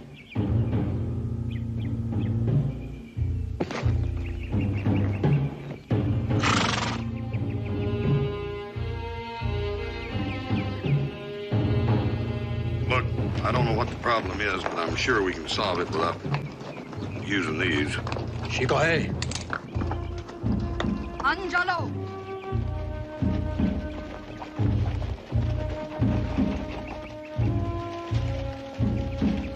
It would be a mistake to kill that man there. Woman, do not get in the way. You know the winter was hard. We need food. Not a woman's foolish talk. I don't speak as a squaw. I've dreamed of the wolf, and the great prophet of the Paiute knows my name. We were sent to find the horses that graze these mountains. 2 of us are on foot already. I left the herd a day's ride to the north, and I have spare horses. Those 2 are broken to the white man's taste, but they're yours if you'll have them. The last one isn't broken yet, but I'd like to trade him to you for that heifer. Well, ma'am, that's not a very good trade, but you got a deal. You know, are we near Cartwright land? You're on it, ma'am. I'm Horse Cartwright. Well, I've heard that the Cartwrights are honorable men and friends of the Paiute. I was on my way to your ranch to sell my horses. I did not know who you were. No harm done. Would you trade more beef for the horses that they'll catch? Absolutely. You get them, send word to me at our roundup camp, and I'll meet you back here and we'll discuss the details. I am called Bear Hunter. You are welcome at our camp anytime.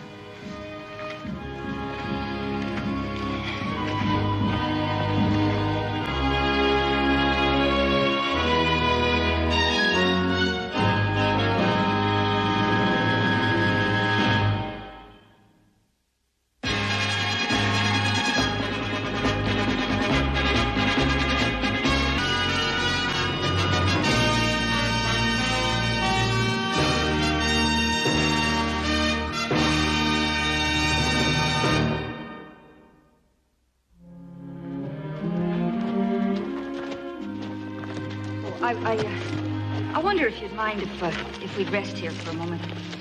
My shoulder's gone a bit sore. No.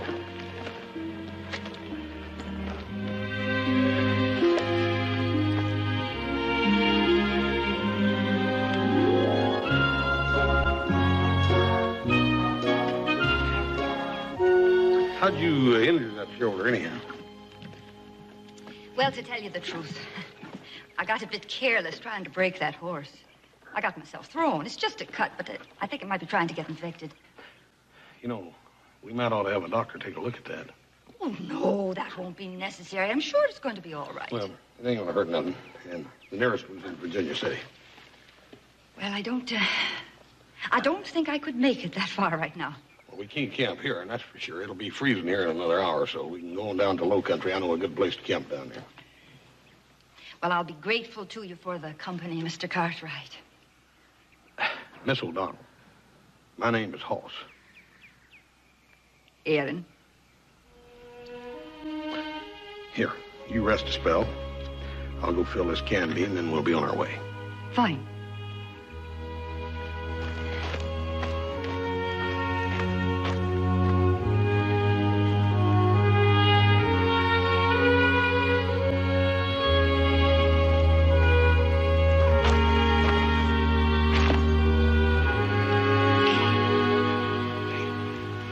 Shoulder bother you? A little.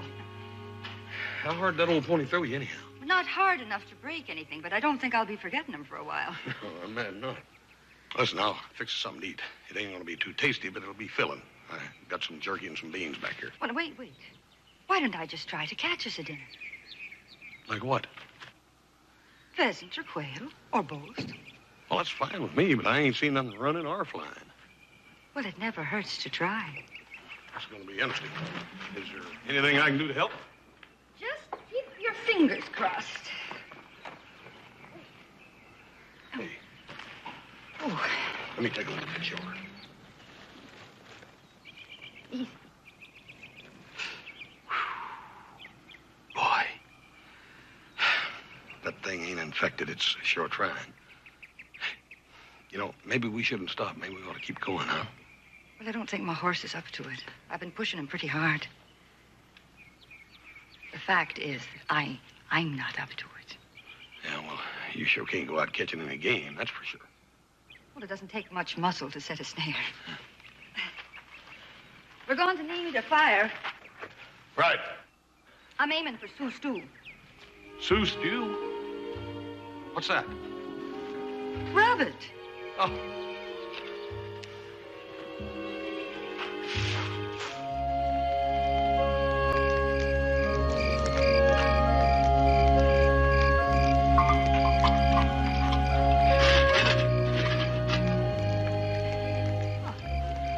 Beats the deuce out of that jerky, doesn't it? You know, this is the first coffee I've had since mine ran out last winter, and it smells like nectar. You said you wintered with the Pout. You lived with Indians all your life? Only the best part of it. Did the Sioux take you when you were a baby? No. I was taken to the Sioux as a child by my father. Well, when my mother died, he had no idea how to go about raising a daughter. So he raised me like a son. I took to it like a duck to water. I still do, I guess. Why did your pa take you to the Sioux? Well, he was looking for freedom. And when he discovered the Sioux, he thought he'd found it. It's funny, I never thought of freedom as being that hard to come by. My parents had to pay a price for it. You see, they were raised in Ireland under the British occupation. You were born in Ireland? No, I was born on a ship. They wanted the first land I'd see to be a free one. Then we came ashore at Massachusetts. And there was a sign in every window saying, "No Irish need apply." So we headed west. How did you get with the Pout? And what's this thing about a prophecy or whatever it was? I've been talking too much. You're good company, Hoss. I'll just take these down and clean. Here. Oh. Hey, you got a fever. Come on, Aaron. It's all You're gonna right. have to get some rest. Come on. It's really all right, Hoss. I just hope it's not too late yet. Fix this bed down for you. I'll get it. Just take it easy. You relax. Thank you. I'll be fine. I really will be fine. All right? Listen, Let me get you some cover. You're gonna have to keep that night air off. There. That ought to keep the chill off. I promise you, if it is a fever, it'll be gone by the morning. I hope so. Thank you, Hoss. You get some rest.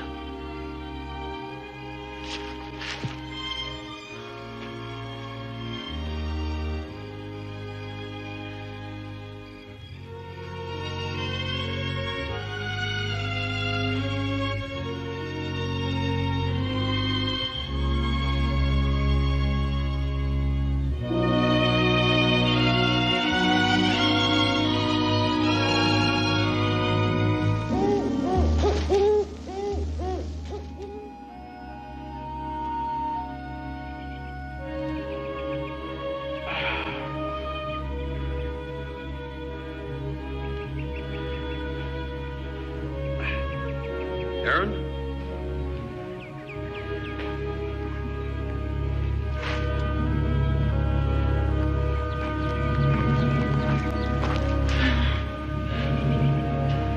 Aaron?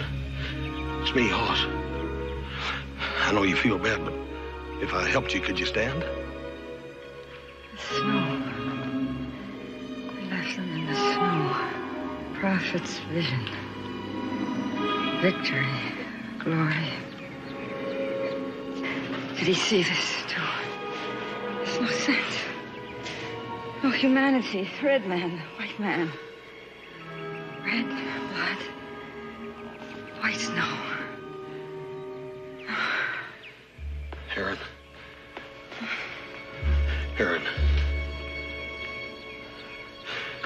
You're gonna be all right. You hear? You're gonna be all right. I'll get you to the doctor.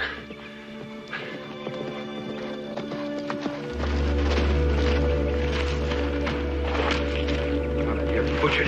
Well, I'm not glad to see you, Paul. Her name's Erin O'Donnell. What is she, some kind of white Indian? What happened to her? She got bucked off by a horse. She's got an infected shoulder. It's bad. She's running a high fever. Figure she needs a doctor or a medicine man. Oh, shut up. Give me a hand. Gotta get her to a doctor.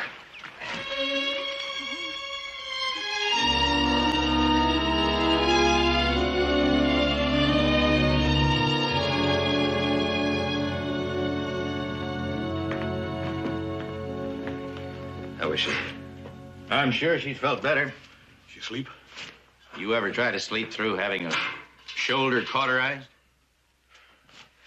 She survived that. Now she's got to beat the fever. What do you think, Doc? We'll know by morning, one way or the other. I'll send my wife out to stay with her tonight. Someone should be with her. I'll go on up there right now. If she gets through this, she'll be laid up for a while.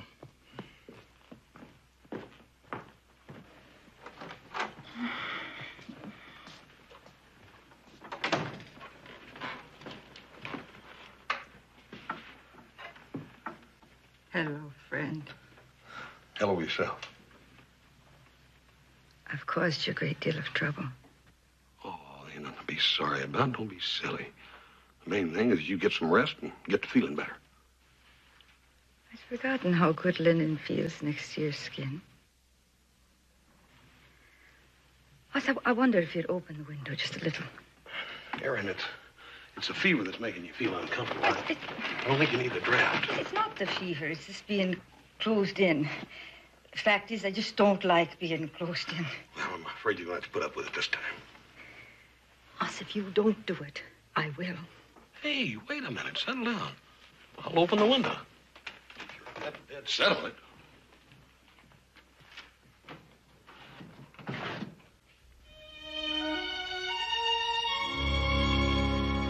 I must say, you've got a mind of your own, haven't you? Oscar, right? What an uncommon man you are. How have you managed to survive in this savage world?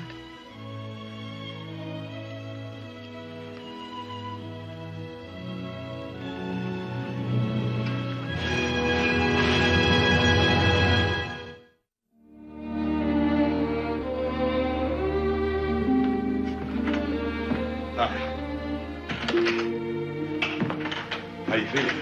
Fine. Brought you a little something. Go ahead, open it.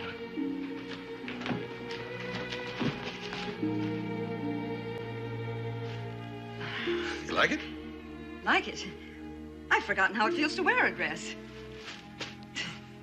If you'll excuse me, I'll go and change. I hope I remember how to put this on.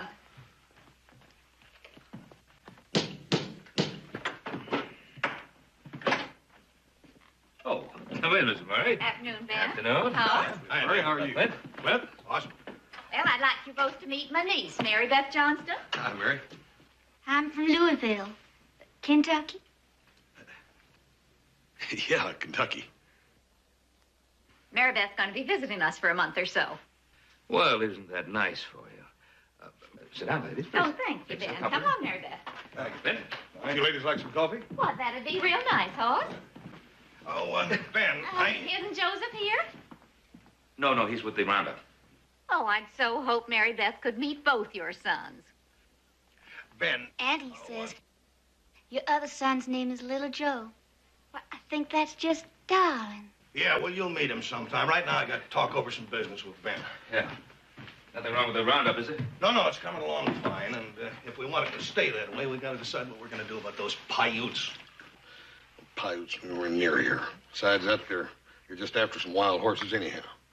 They'll come back. They've had a taste of good beef, and they'll come back for more. Unless we let them know that they're not wanted. Clint, you're making a mountain out of a molehill. We haven't had any Indian trouble here for a long time. That's what my brother thought, until he and his family were wiped out at Brinker's Ford.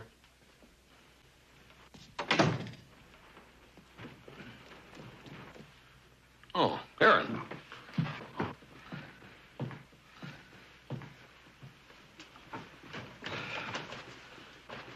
Miss O'Donnell, this is Mr. and Mrs. Murray and their niece, Miss Johnston.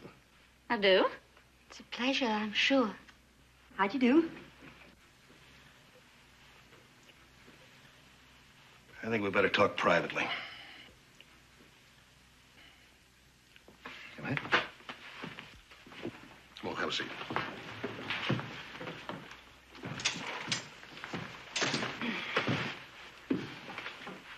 Well, that's a nice little dress. You make it yourself, my dear? No, Never mind. A few little alterations here and there, and it'll do nicely. Well, I'm afraid I don't know how to sew. You should be grateful to the Cartwrights for giving you a chance to return to civilization. Well, I am very grateful to the Cartwrights. But I came here from as old a civilization as your own. And an honorable one. I suppose those shoes are comfortable. Oh, yes, very, very. Is it true y'all have to chew the leather soft to make 'em comfy? Sometimes. As it happens, these were a gift from my uncle. Your uncle?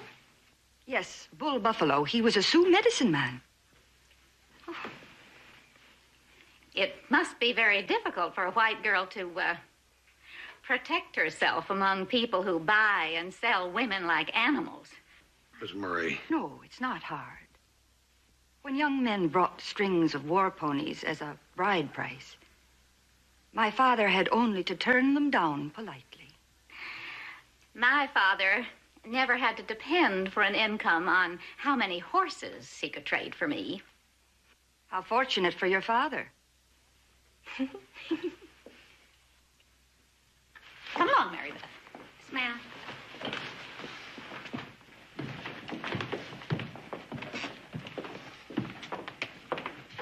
Good day. Bye, ma'am. Clinton, I would like to go home.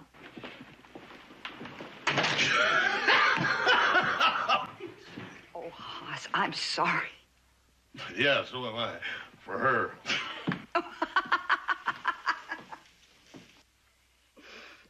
I saw the way Hoss looked at her.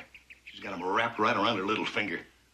She wouldn't mind marrying one of the Cartwrights, that's for a fact. You probably don't mind having a bunch of Indians hanging around your place, but it sure makes it hard on my family. Well, I'm real sorry, Mr. Murray. But if Hoss wants it that way, that's exactly the way it's going to be.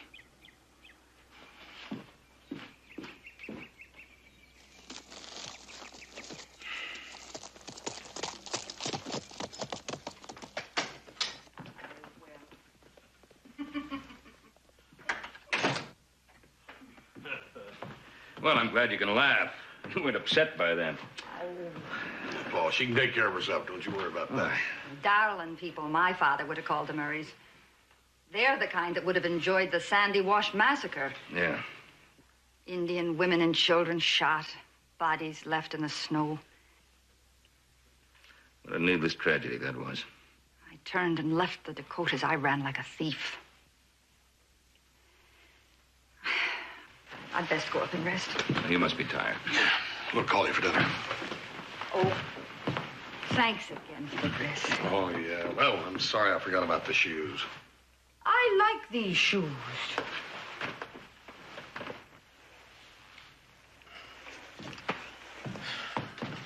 What Murray wanted was so secret. Oh, you know Murray. Yeah. Sees Paiutes under every rock. No, he just saw the whole Paiute nation riding over the hill in full war paint. Hey, there was Bear Hunter and a couple of other braves now. I know, but he thinks she's going to bring a whole lot more around. Well, Aaron was raised with the Sioux, wintered with the Paiutes, so it's understandable that a few of them may come around to say hello or something, but Murray can't really believe that they're going to put together a war party, can he? Oh, yes, he believes that, and he thinks that they're going to steal all our beef, and he just can't forget what happened at Brinker's Ford when he lost part of his family, and that's only half my concern. The other half is Aaron. Oh, she's all right, Paul. But for whatever reason, she ran away from the Dakotas. She left the Paiutes. And now the first time she meets anybody outside our family, she runs into hatred and prejudice. You think she might try to run away again, huh? Well, once you start running, it gets easier every time. I'll tell you this. If she tries, I'll do everything I can to keep her from it. I'm not surprised. Hoss, don't you be surprised if you wind up being hurt. Paul, I know you're concerned, but you needn't be. I know how I feel, and I know what I want. And what's troubling you? Well, it's not what Murray and them like him think of her, but it's what she thinks of us that concerns me. Tell you this, Aaron. I've looked at a lot of horse flesh, but that little pony of yours is one of the prettiest ones I ever saw. That is the best horse that I ever stole. Stole? Well, I stole his mother when she was in foal with him from a crow's camp. That's when the Sioux gave me the cool feathers that you saw, as a sign that I had medicine. Speaking of medicine, you never did tell me about that prophecy. What was that all about? The Paiute prophet said that I was the wolf's child, born to fight and die for the Indians. Do you believe that? When I was with the Sioux, I did. But now I'm not so sure. What are you sure of? I'm sure of one thing. I'm tired of being a curiosity. Do you know what I mean? Yeah, I know what you mean. I'm sure you do. When I look at you, I see a man with wisdom, of great strength, who prefers to be gentle.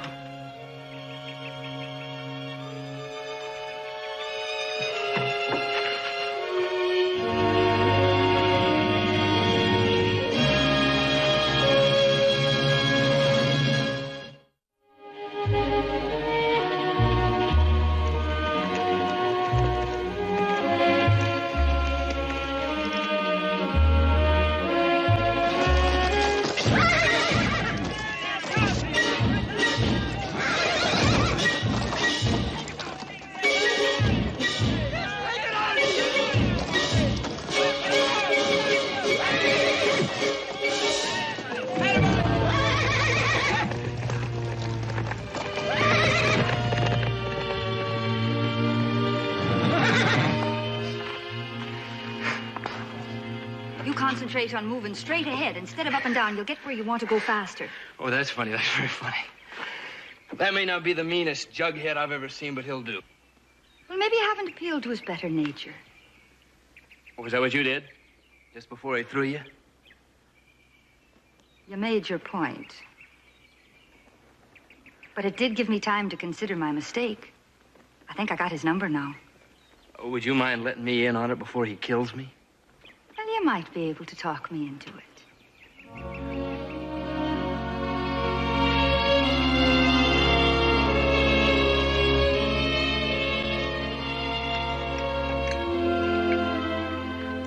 My father got along with the Sioux very well. Probably because he never tried to change them. Well, what did you folks do when the Sioux were moved to the reservation? Well, my father had died by then, and I started horse hunting.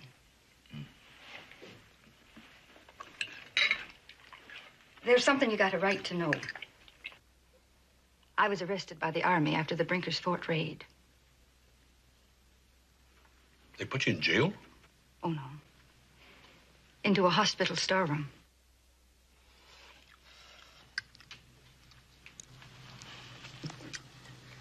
Manacle to a cot.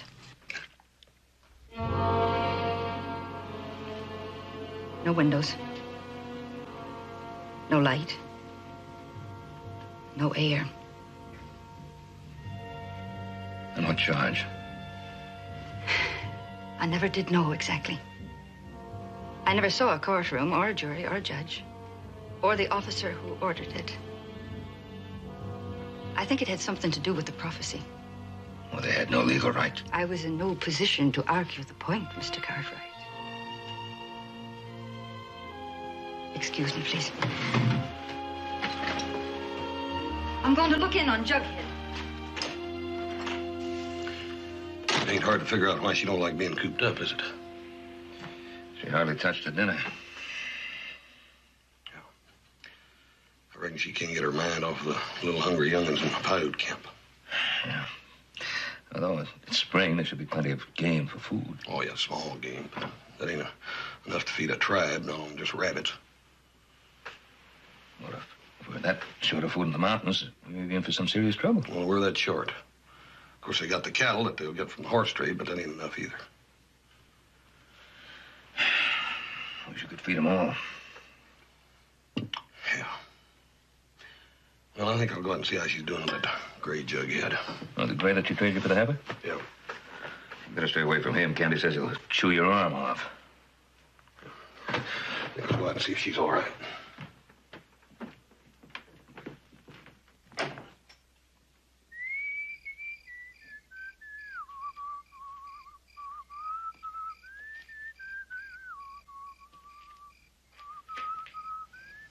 Figuring on taking a little night ride? No, I'm just getting acquainted. I've been working with him a little every day. Is music a part of your system of getting acquainted? I mean, you were whistling. Oh, I guess it is. Sort of a catchy little tune. Is it Irish? Aye. When I was a child, we'd sit by our fire in the evenings, and my father used to sing all the old songs. And the rolling hills of Ireland would spring up before my eyes. That's downright poetic. You should have heard my father. He was a teacher and a proper poet. Yeah. Yeah, it's funny. I've always had a real tough time with words. As a matter of fact, I'm having a heck of a time right now. There's something I need to tell you. And it's... Well, what I'd like to say is...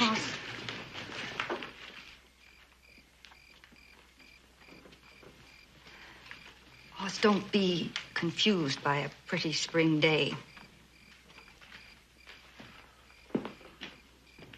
Oh, I ain't confused, and I hope you're not.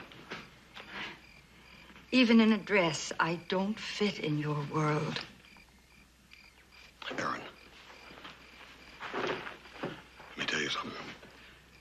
You ain't exactly the best judge in the world of how a man feels, and particularly this one. I think you're as pretty as a picture in that dress, and you will fit in my world just fine. I don't know, Hoss. I just don't know. Maybe I'm like Nightwind. I've always run free. I mean, he's never even been in a stall before, nor on a picket line. Aaron. I mean, not even at night. All I'd ever have to do was waking up and turn, and he'd be there. Aaron. Even when it was so dark, I could hardly see him. I think that's why I called him Nightwind. Aaron, please. There's something I gotta tell you, and you gotta listen to me. I want to protect you.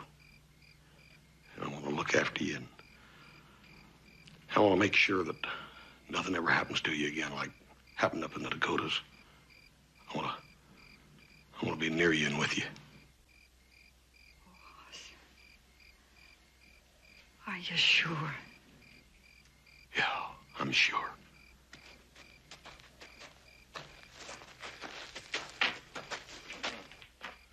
Boss, I was looking for your paw, but as long as you're here, I'll talk to you. And no apology for interrupting. What do you want, Mr. Murray? I just saw a stinking Paiute skulking around the roundup camp, Hoss. I'm not going to put up with that kind of talk, Mr. Murray. I invited that Indian here. We're going to trade him some beef for some horses. You're a fool, Hoss. My best advice, I think, to you is to go on home. Well, maybe this will interest you. Wired a friend of mine in the cavalry up the Dakotas about this O'Donnell woman. Well, man, she's an insurrectionist. She's a traitor. She's worse than a squaw. Aaron.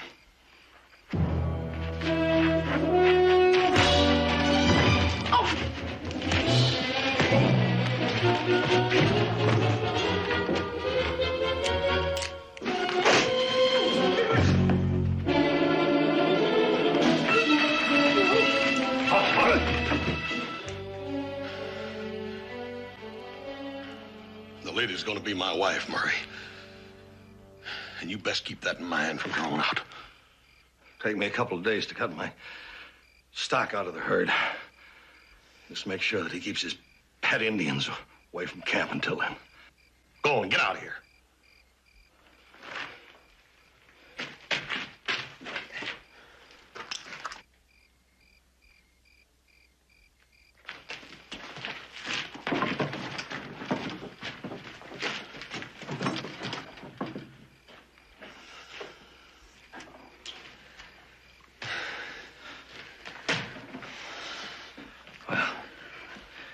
I guess every father wonders who his son is going to marry, but you sure found an interesting way to tell me.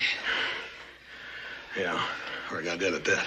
Hey, you still got some of that good French champagne? I think a celebration's in order, huh? Yeah, sure. Sure is. Don't worry about Murray. He's just an unpleasant man. Unpleasant. That's a mild word for it. What makes him hate me? He's irrational. It's become a disease with him. Are you afraid of him, Aaron? Yes, I guess I am. Well, you don't have to be from now on out. The world is full of Murrays. All my life. Each time I've met him, each place, I've been scared of all of them. Well, that was before. Yeah. Come on, let's get this champagne. If you don't mind, I'll be along in just a minute. Anything you say.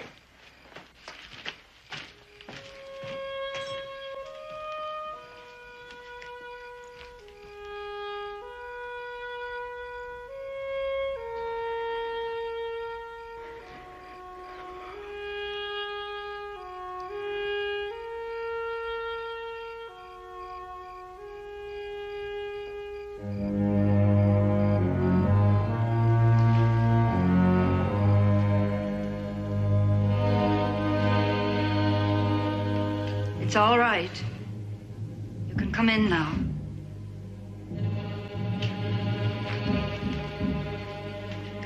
I know you're there.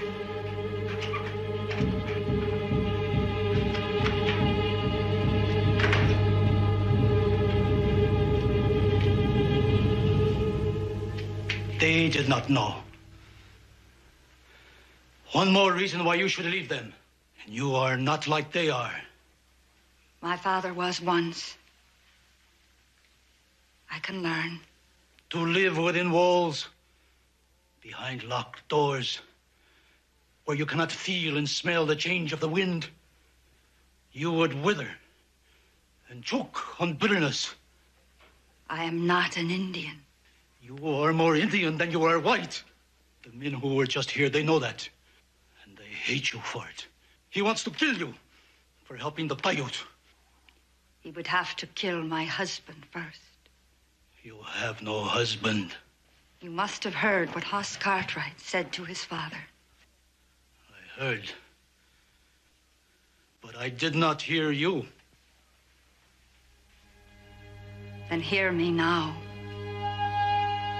He is to be my husband. Do not forget the prophecy.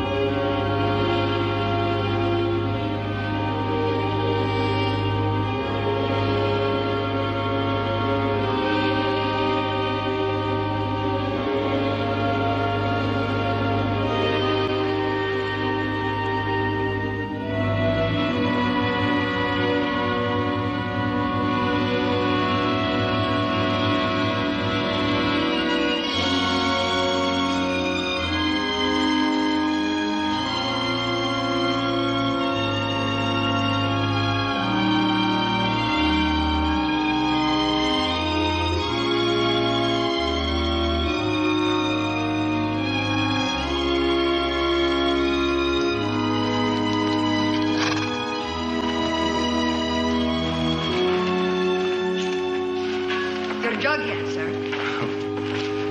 How did you do that? Well, the secret is that when you talk to him, you gotta know what to say. Hey, how's the shoulder? You ready to go for that ride? Right. Yes, right. After 2 weeks indoors, I'm raring to go. Well, good. Let's go. Come on. Well, we'll deliver the cattle tomorrow. There's a big box canyon back up north of here. I'll put them in there so they won't get mixed up with your horses.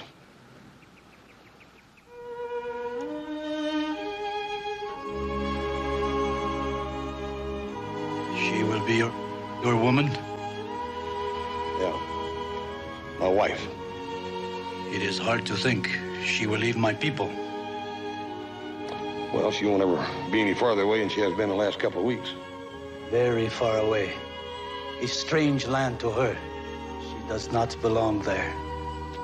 She can belong there. No. Your people hate her. We believe she has been touched by the spirits. She told me all about the prophecy, but maybe if she's married to a white man, it won't come true. It will find her. Until then, I wonder if she would be happier with those who dishonor her or with those who love her. I love her, Bear Hunter.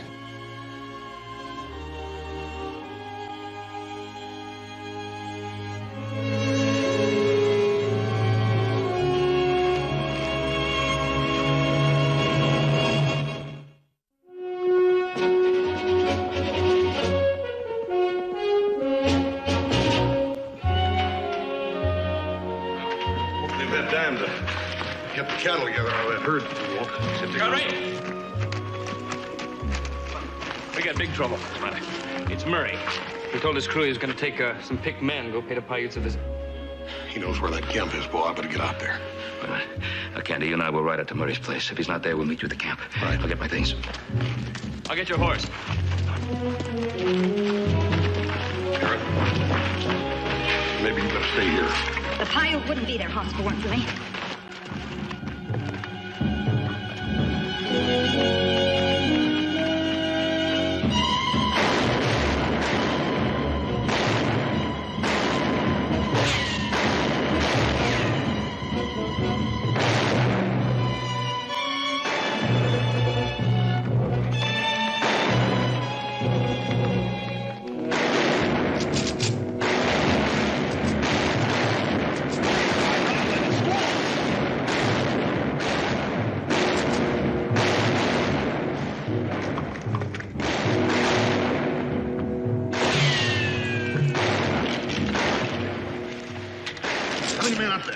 I count 4. 4 men, 4 rifles, and bullets to waste. Until you came, we were 3. Only 2 rifles. Now we are 5, and we have 4 rifles. We'll have 2 more pretty soon, Paul and Candy. If they are not here soon, they may find only bodies. Yeah, I know what you mean. If they got 1 man up on that high country up there, they'd have us right in their sights, wouldn't they? They will get one there. On the other hand, if one of us got up there, we'd have them in the same position, wouldn't we? I'm gonna trap that rig. Hoss, I'll tell you. That's what they're trying to do now. You stay here.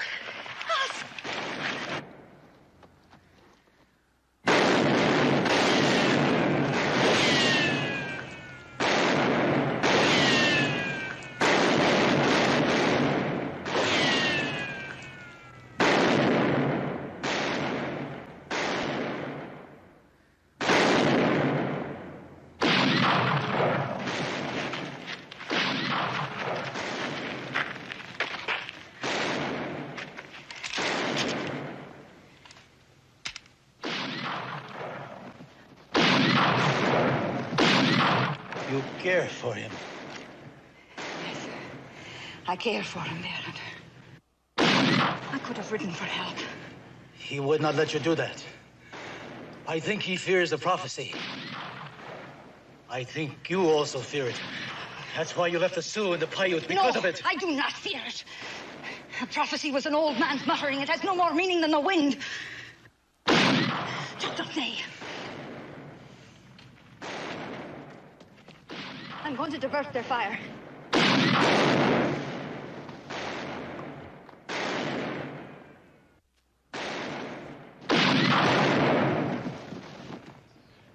Veo Pichita Koyaha.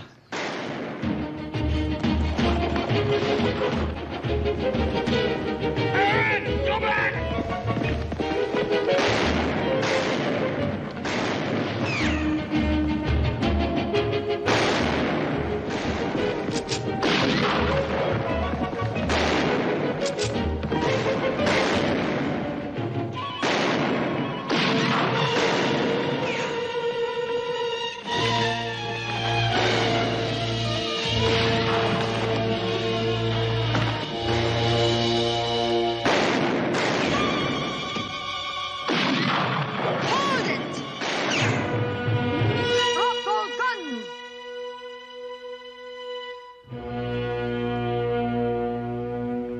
Pilot squad gonna tell me what to do.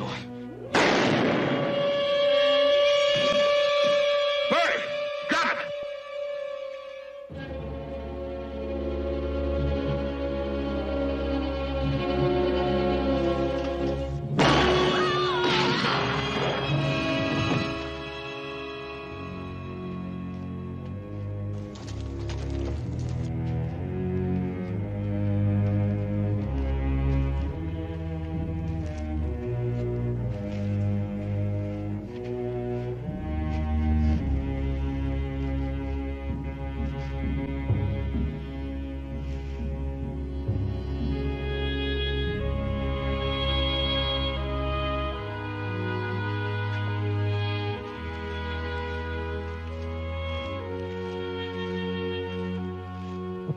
wants my weapons to be buried with me. Well, he's gonna have to wait a long time, because you're gonna be all right. You hear? Don't waste precious time. I'm gonna take you back home, you hear? I can't go back there without you. I can't go back alone. Boss. But we'll never be alone. Not either of us.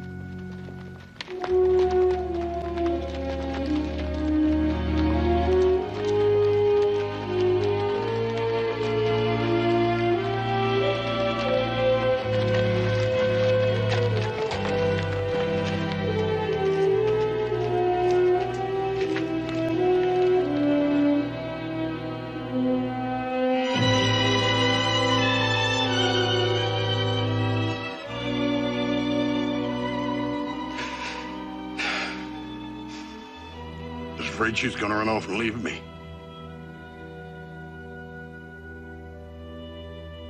Now, I wish to God she had.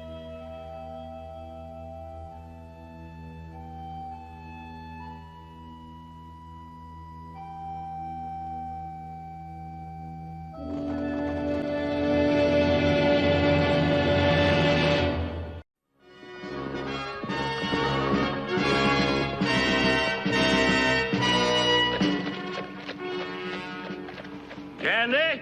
Oh. Whoa. Candy?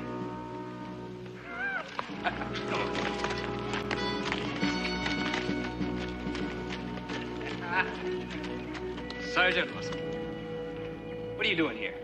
Waiting for you. I've seen you coming. Been a long time. Yeah, 6 years, plus a payday or two here and there. Oh, I'm civilian now, Candy. Mr. Russell. Yes, sir. The Army figured that 30 years was long enough, so they retired me. What are you doing now?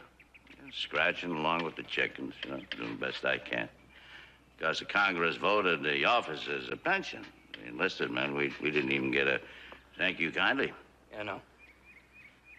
Is there anything I can do to help? Well, yeah, maybe you could. I could use a little spot to camp on for a while. Well, that's easy. Ponderosa's a big spread. You pick out a spot. I'm sure I can clear it with Mr. Cartwright. Well, a man couldn't ask for more than that. Fact is, I already picked out a likely spot. It's over here. Piece. You want to ride along? I'll show you where it is. Sure. Lead the way.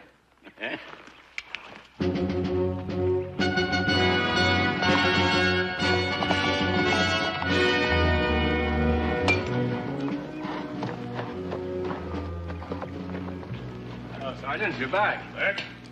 Yeah. Hi, Sergeant. Sergeant, I'm beginning to think that running into you wasn't an accident. You don't think I'd sandbag an old friend, now, do you, Candy? Yeah. Well, maybe you're right. But it's in a good cause. Me and the boys here, a bunch of overage rejects, and we've been traveling together.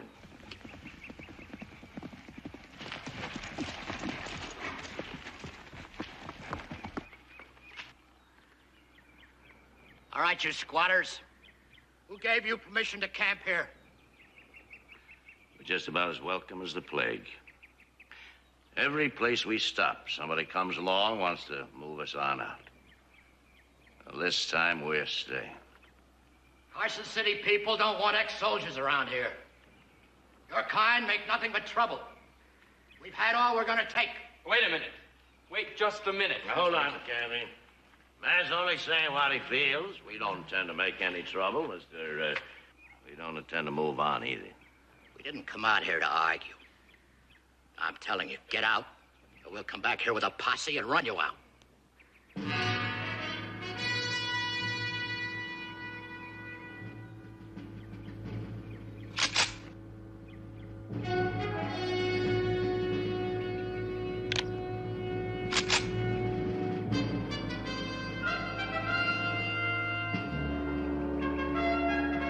I guess maybe you didn't know, Mr. Gibson, but me and my boys here spent about 30 years looking trouble right in the eye. Never run before, and we're not gonna run now. You'll run if we have to bring out every man from Carson City. This is Ponderosa land, Mr. Gibson. It's up to Mr. Cartwright whether these men go or stay. That's no problem. Ben Cartwright will see it our way.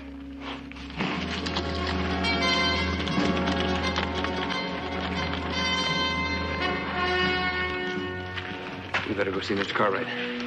Candy, I was hoping you'd say that. Come on.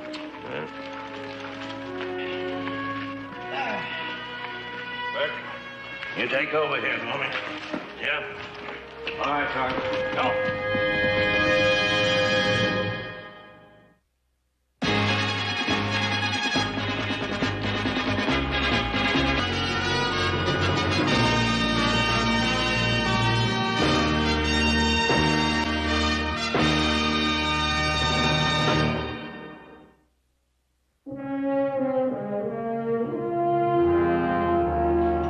Mr. Gibson's got a lot of reason for not liking old soldiers. Some of us have caused a lot of trouble. Right. Gunplay, holdups, stealing livestock, chickens, everything that isn't nailed down. That's right. I won't deny it. I won't even try. Criminals. No other name for them. If you let them squat on your land, you'll never be rid of them. Now, George, it is my land, so why don't you let me take care of that? There's no sense to you hanging around. We're sick of being asked for your handouts. We're not asking for charity. We aim to pay our own way. How? Brought our own jobs with us. Anybody ever hear of ginseng root? Ginseng? Yeah, for my sailing days. It's an oriental herb. They use it for medicinal purposes. That's right. More to the point, the Chinese here in this country will buy all they can get of it, and they'll pay a good price for it, too. Let me tell you something, Ben. If these has-been soldiers make one wrong move, we'll find a way to get rid of them, whether you like it or not. Come on, Hal.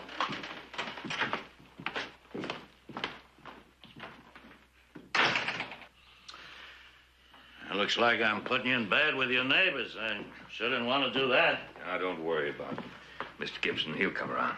I hope so. Well, guess I better be getting back. You know, the boys will be anxious to know how I made out. Sergeant, how you fix for rations? I've been in that camp. They're fresh out of everything. Well, you come by tomorrow morning early and pick up anything you need, Sergeant. That's not charity. That's a loan. All right, sir. If you put it that way, I'll accept. And with thanks. Candy? Sergeant? See you in the morning. Joe? Take care.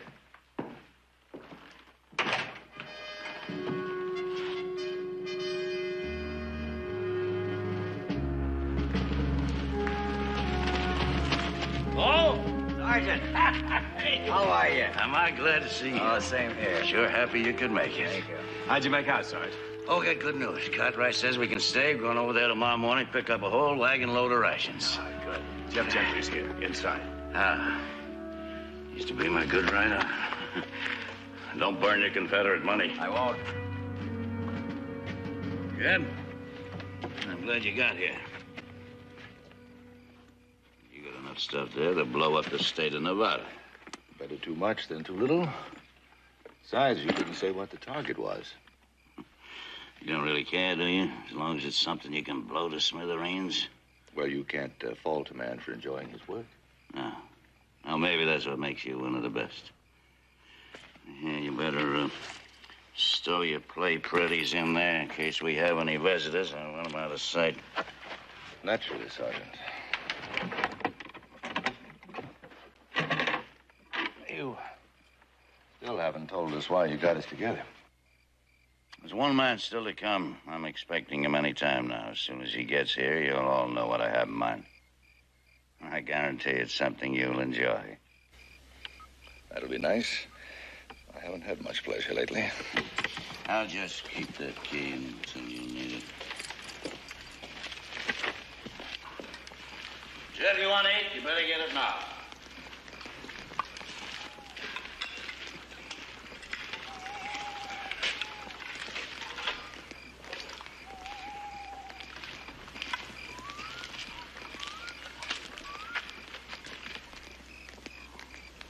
Evening, Colonel. Been a long time. Good old Reb days are long gone, Jackson. And no more Confederate colonels. This one here. He signed up in the U.S. Army as an enlisted man, and he was retired as an enlisted man. Any of you damn Yankees don't like the way I talk or act. Come on. Try to change my style. Whoa! Lester! Man on down!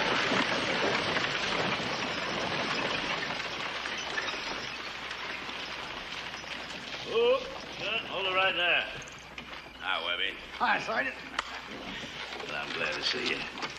Oh, I was beginning to worry about you. Heavy load, worn out horses. Wonder I got here at all. Yeah. You got it? Take a look.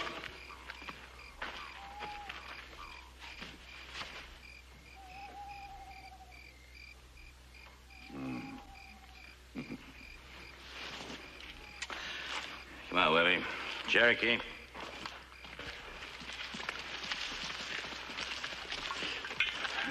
Men, I want you to listen to me a minute. You can go on eating if you want. But you all been wondering just why we're here, so I figure it's time that I told you. We're a company of experts. Every man here has been selected for his own special skill. Together, we're going to wind up with more money than the entire U.S. Army ever saw before. Oh, come on, Sergeant. How are we going to do that? Good. It took me a year to plan this. I'll tell you, my own way, in my own good time. Well, we're listening, Sergeant. Yeah. We're soldiers, ain't we? Right. That's right. Should say ex-soldiers. Thrown out of the army to root with the hogs or starve. Soldiers. We're forgotten men. But we're going to do something to make them remember us, make them sit up and take notice. We're going to do something that'll make the whole world remember us. One thing we all want, something that we all earn fair and square, we're entitled to. Our pension, right? Right. Long overdue. Entitled to it. Yeah. So I think it's high time that we just helped ourselves. And that's why we're here, where the money is. In Carson City Mint.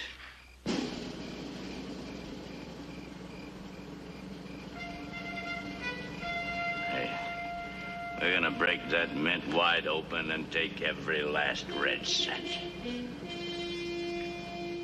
Oh, that's place started too well, Sergeant. We never get away with it. Sergeant, that's been tried before, and nobody ever even came close. No, nobody ever had insurance.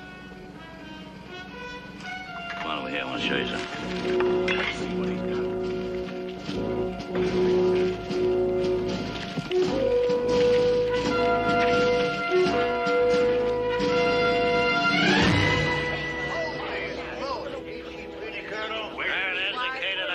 City Mint. Now, what do you say, huh? We're winning. All right, we got everything we need. We're going to operate strictly as a military unit. That's the first thing I want you to get into your heads. Military discipline all the way, one man in command. That's me. That's the way to wait, Right. You holler frog and we jump. You said it. With me all the way, Sergeant.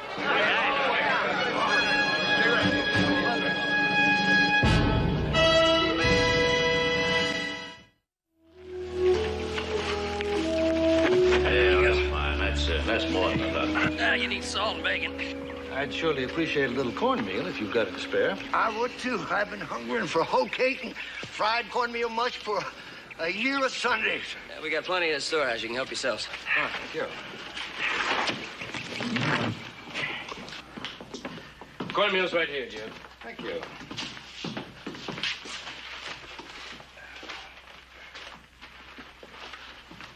You got it? Thanks again. You bet.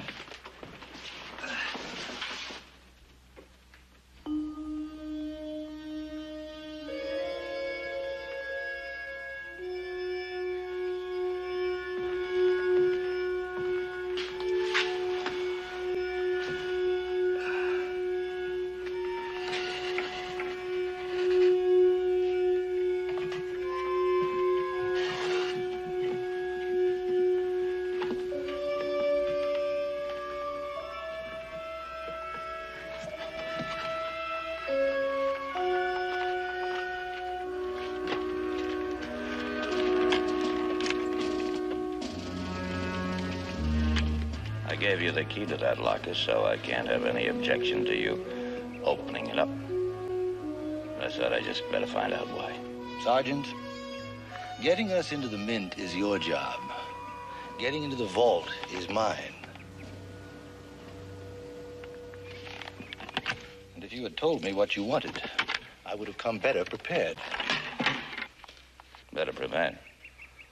I've seen you blow up a railroad bridge with less dynamite than you got there. That's true. And that bridge was made of pilings and planks, whereas the vault is of case-hardened steel.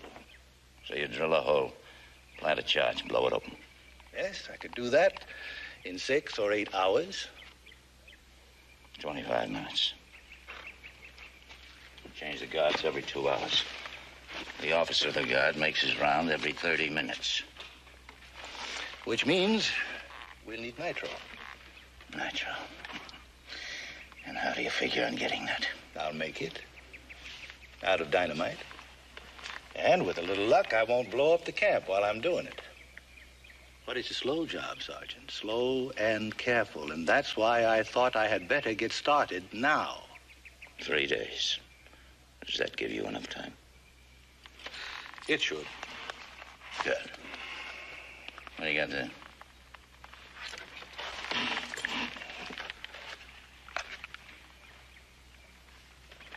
Detonators. What'd you get there? Gently, Sergeant. You keep shaking it and we'll both be missing an arm. So Ponderosa the only place you could have got them. Why not? You fool, you. You risk the whole operation stealing something you don't even need. It's a big job, Sergeant. They might just come in handy. You'd steal anything just as long as it blows up, wouldn't you? Suppose the Cartwrights discover they're missing. They come down here, ask us what we intend to dynamite. Well, Sergeant, I have every confidence that you will think of something to tell them.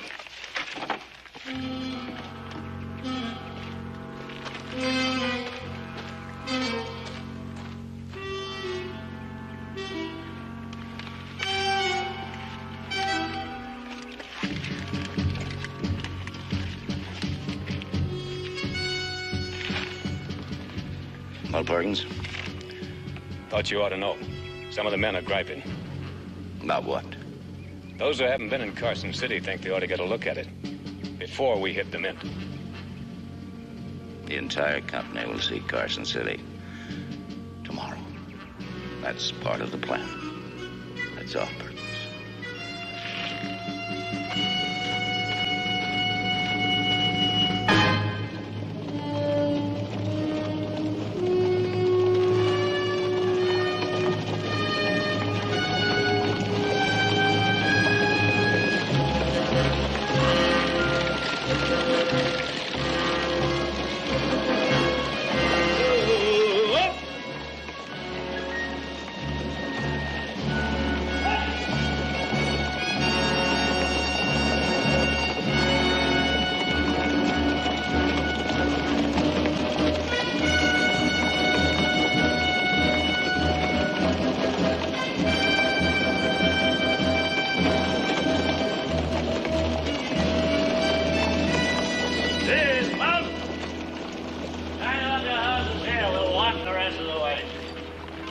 Sergeant?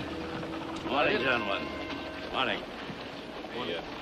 They rode in to go to church. We thought we'd tie off our horses here so we wouldn't crowd the hitching rail down to church. Good idea. Why don't you sit with us, Sergeant? Thank you. Like to. Jed, take the man in, form a column of twos. I'll go along with the Cartwrights. Detail, column of twos. Kind of surprised to see you gentlemen in this neck of the woods. Thought you'd be going to church in Virginia City. It's closer to home. Yeah, we usually do. They got a visiting preacher over here, an old friend of Paul's. Ah, yes. Well, it'll be beneficial to all of us to hear the good word. Give us something to think about while we're out digging the ginseng root. The services should be starting. Yes. Canary? I don't remember you as being much of a churchgoer. Candy, the older you get, the more you start thinking about the hereafter, the great day of judgment. You know, I gotta be prepared for just about anything in my time of life. Yeah, well, I got a notion that it's not salvation you got in mind. Now, to tell you the truth, you're right. I've just been trying to make a favorable impression on the good citizens of Carson City. Well, don't you think you'd be better off if you stayed out of sight? No. No, I want to convince them that we're just as honest and decent, clean-living, no different than they are. I mean it. Sure, maybe that way they'd let us stay put someplace for a while instead of running us out of the country all the time. That's a good idea. As long as that's all you got in mind. What else would I have in mind? I don't know. For an old sinner like you, going to church seems a little strange. No. You better be careful. It's liable to get to be a habit. Let's go find out. All right. You son.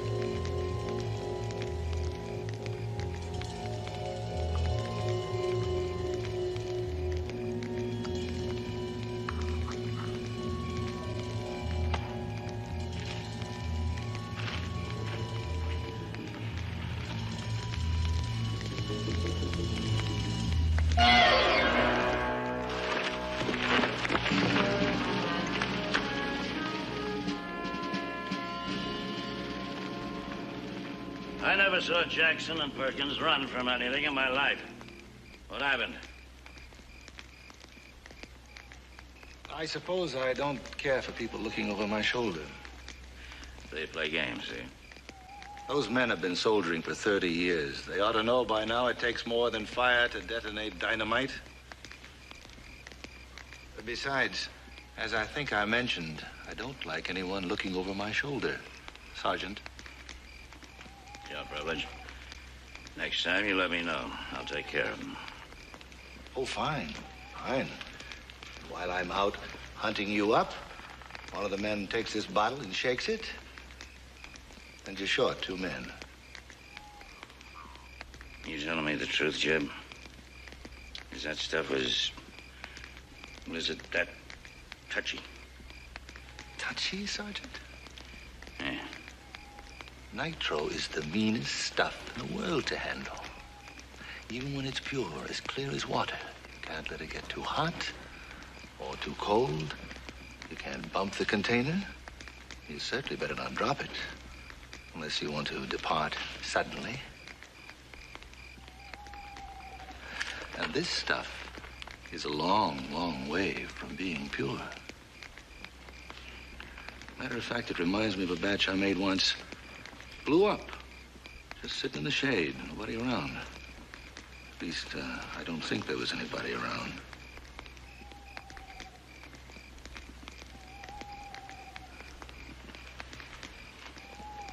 How are you gonna get it from here to Carson City? I'll fill the bottle clear to the top so it doesn't slosh. I'll put it in a box packed tightly with torn up blanket strips. And when we get there, if we get there,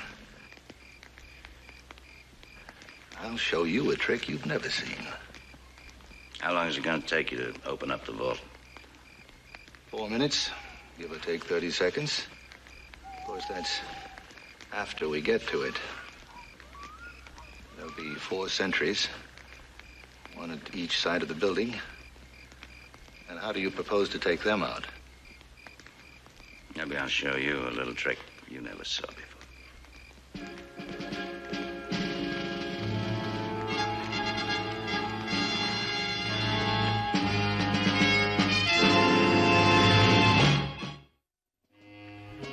Candy. It's always a pleasure to see you. You mind if I talk to you alone? Why not? Reckons you got your orders. What's on your mind, son? There's a box of detonators missing from the Ponderosa storeroom. They were there when you and your men came for supplies, and they're gone now. You think we stole them, huh? Yeah, I know you did. I locked the storeroom after you left. Nobody's been in there till I went in this morning. Would you mind telling me what a box of dynamite caps has got to do with digging ginseng? Not a thing, Candy. But I will tell you something else. You're coming over here to look for them dynamite caps. Well, save me the trouble of coming after you. Coming after me? Why? Got a little job I need your help on in Carson City. Carson City. I was right. Church going wasn't what brought you there after all, was it? No, it wasn't. Me and my men are gonna bust into the Carson City Mint. Oh, come on, you're joking. No joke. You're gonna open the front door first. Oh, come on. Yes, I looked into it. I found out lots of times you deliver gold and silverware for Mr. Cartwright. So all you gotta do is go up, knock on the front door, and they'll open it for you. You're insane.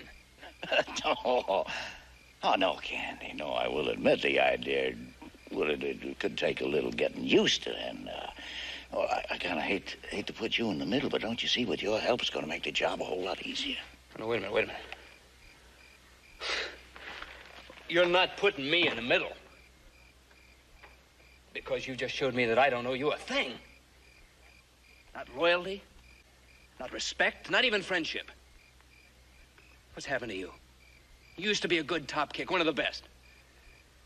Maybe you didn't always go by the book. But when you bent the regulations, it was to protect your men. Now you're using those stripes to turn them into a bunch of outlaws. You're through? Yeah.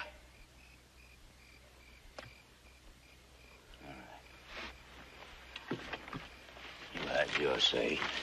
Now, you listen to me for a minute, young fella. I'm going to tell you something that even my own men don't know. And I'm not turning outlaw in my old age either. Me and every one of them men out there served the country for over 30 years. And then they were turned out to pasture, to starve. That's why I'm going to take that gold from the Carson City Mint and I'm going to hold it for ransom. People all over the country will hear about it. And they'll realize how desperate our situation is. And the newspapers will get hold of it. No. Yes, and they'll make Congress pass a law to give us our pensions. And then, Candy, I'm going to turn the gold back to them. No, that's not the way to do it. Even if you're lucky enough to pull it off, you'll just turn everybody against you. It'll work, Candy. Believe me, I tell you. No. It'll work. Well, you can count me out.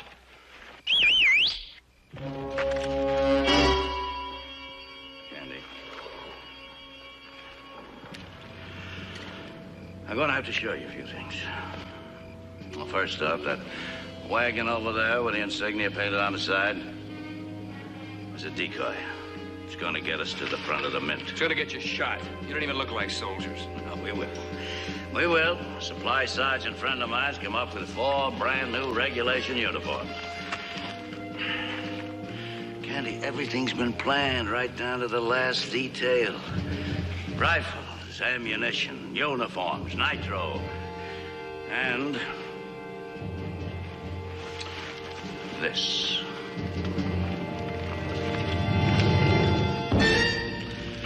This is going to open the door of the mint for us.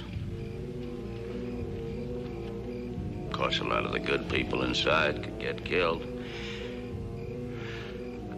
Save a lot of bloodshed if you'd open the door for us, Candy. So you're declaring war on the United States government? Yeah, it can be that way, or we can get what we want without one shot being fired. It's all up to you. Oh, no. You're going to have to do it without me, Sergeant. Tie him up.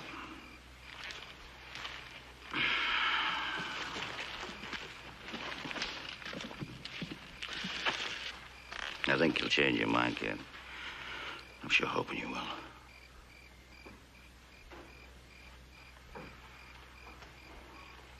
If I don't come home with some money, my woman's going to give it to me. Hey.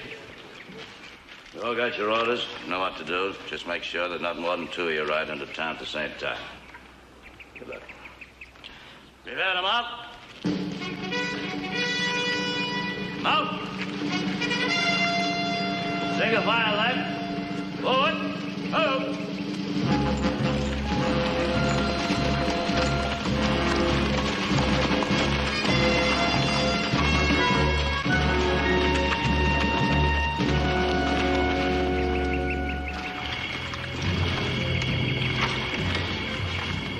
Move gently, Sergeant.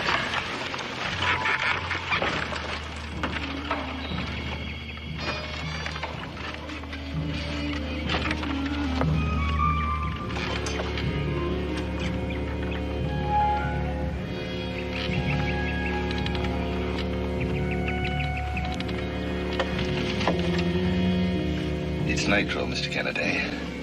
Think about that on our rough ride into town.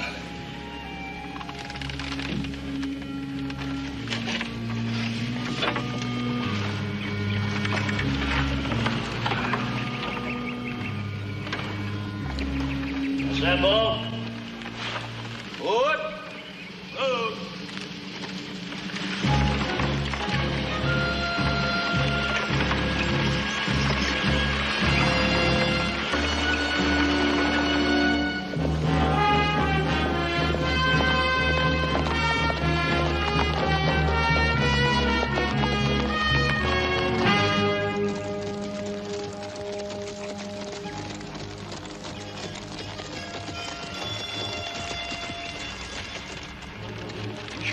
Candy said they were camped? Yeah, I'm sure. With all the tracks, wagons, horses, and everything.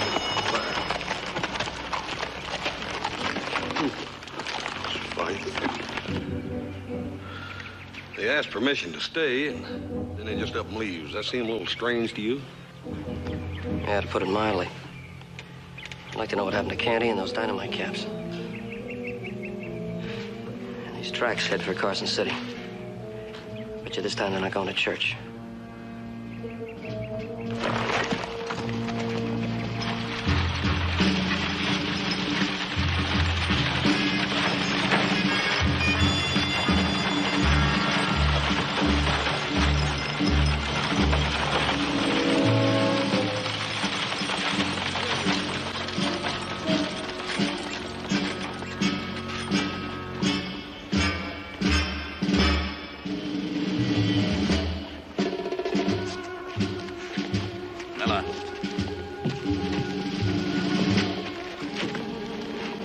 Stand by.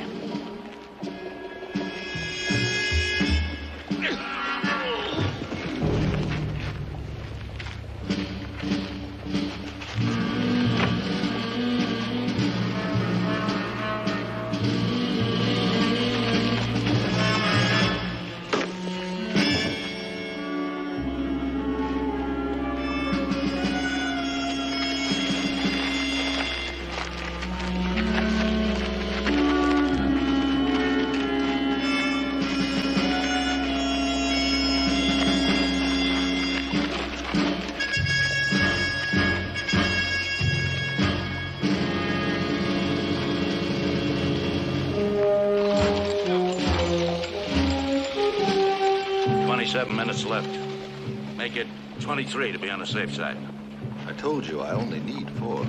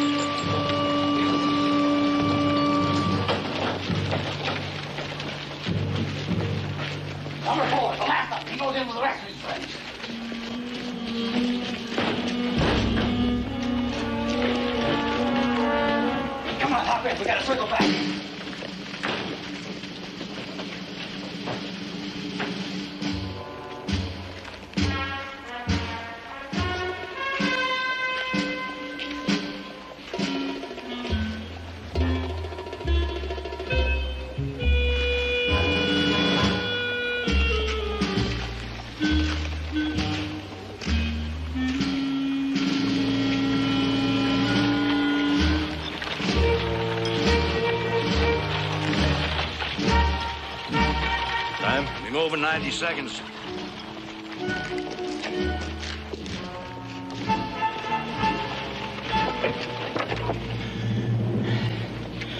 Bullseye, Candy. This cannon's aimed to make a bullseye right on the front door, so that meant. Yep, it's all loaded and waiting. All I gotta do is just set the spark to that fuse. Candy, we're gonna bust into that mint one way or the other. Now, you're gonna help us. You nod your head yes. Because if you shake it no, you're gonna start a small war.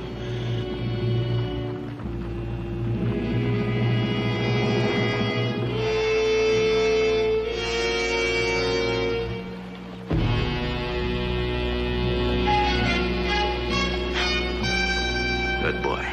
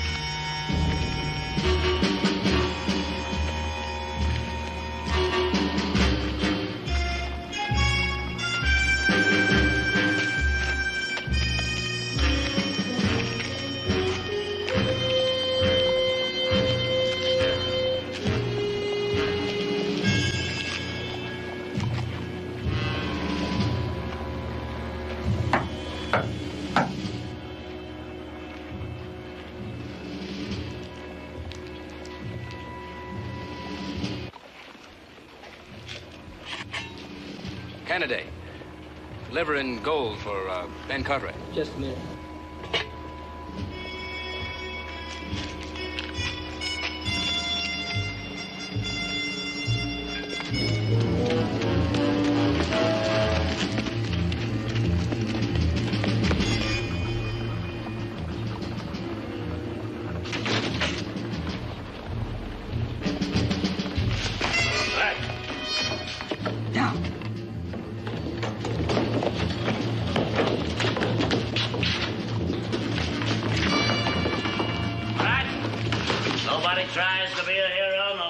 Hurt. Take Mr. Eccles and the rest of his staff into the room there. Tie and gag him. Hartman, move on. Get him in there. Come on. Get in there. Get in there. Move in. Get in. Quick. Right away. Hey, take Candy over there. Tie and gag him. Keep your eye on him every minute. He's trickier than a bucket full of snakes. I know. I train him. Jim, waltz back here through these doors. Come on. Get started. Well, then send somebody ahead of me, Sergeant. With what I'm carrying, I'd rather not get into a shooting match. Perkins.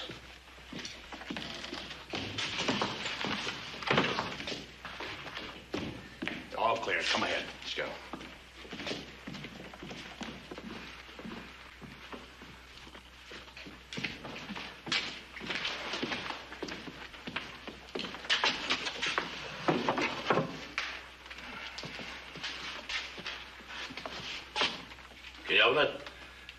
Yes.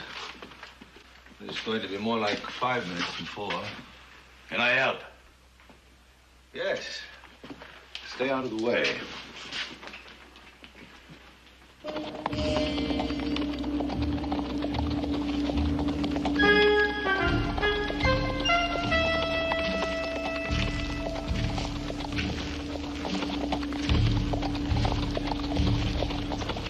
Why would anybody want to leave a wagon parked right in the middle of the street like that? Don't talk, just keep riding.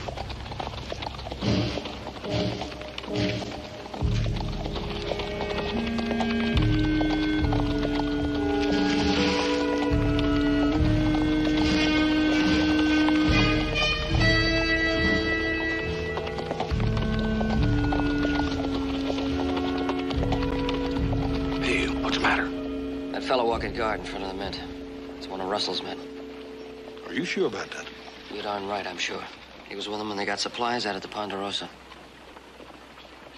Hey, that fellow back there at the wagon, did you ever see him before? No. Could he be one of Russell's men, you think? Yeah, it could be. Joe, we better get some help.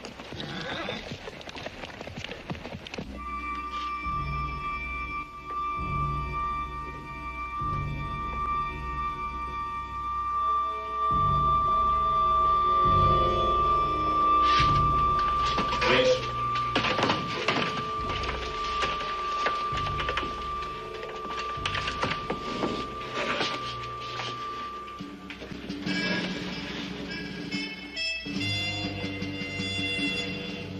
Yes, Webby? Two of the Cartwrights just rode past. Bo's afraid they might have recognized the sentry. Now, that's your problem, isn't it, Sergeant? And you'd better get set to handle it, because this thing is going in exactly a minute and a half.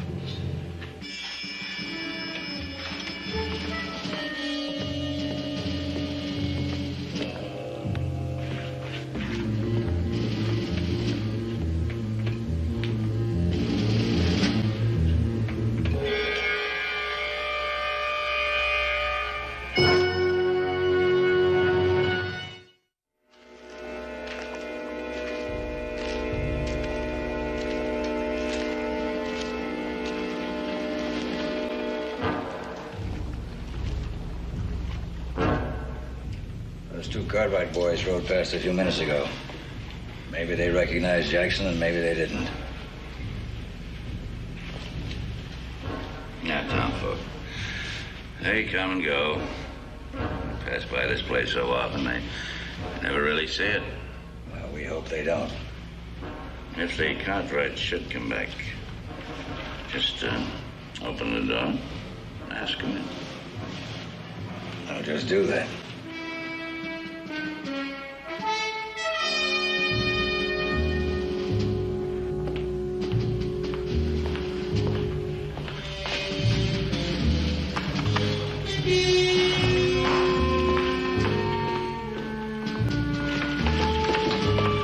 Minutes, 10 seconds, Jeb. How much longer? Yes, as long as it takes me to light the match.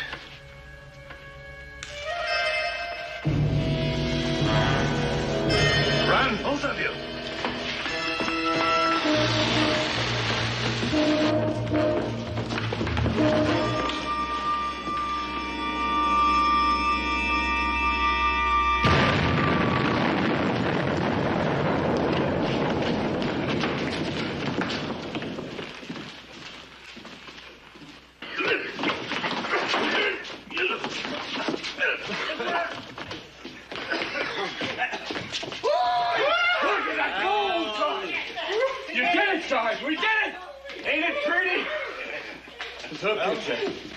I've done my part, Sergeant.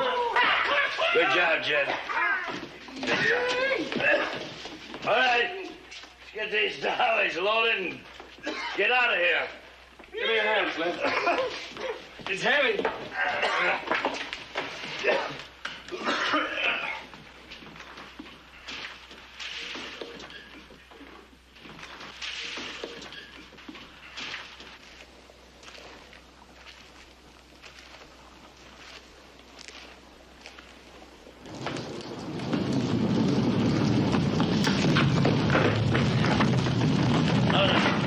Hold it right here.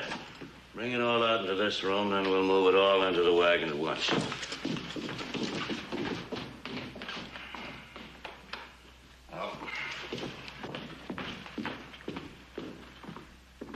All right, boys, come on. Move it.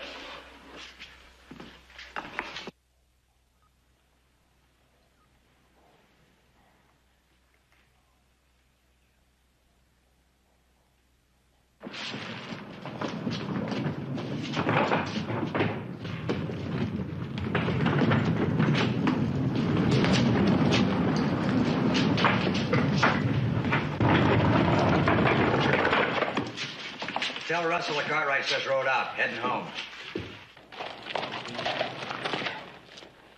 All right, Russell's man thinks we left town. He's still out in front of the mint. You get going, we'll take care of the wagon.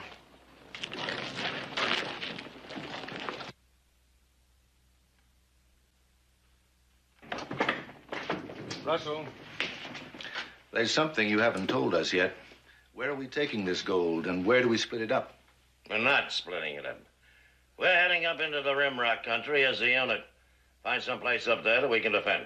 A place we can defend? There is no such place. Sarge, Bo says the street's clear. We gotta get moving. Right. You're not making any sense, Russell.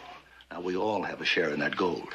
And if we split it up and run, every man for himself, some of us will make it. I am in command here. We're holding that gold for ransom until Congress votes us a pension. You mean give back the gold after all this? If we keep it, we're thieves. We do it my way, we're just fighting for our rights. We do it your way, we rot in jail or hang. I am still in command!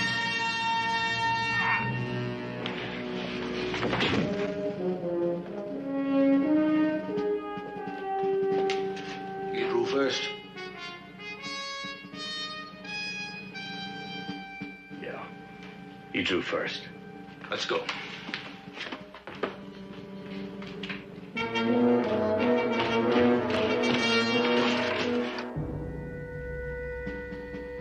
All right, the street is clear. Open the door. Sergeant Russell. He's shot. That's right. He wanted to give the gold back, and when I said no, he drew on me. You shot Sergeant Russell. Now, you open that door. It's a long way to Mexico. Open it.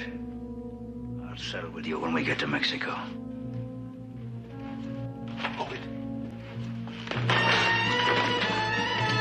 All right, come on, boys.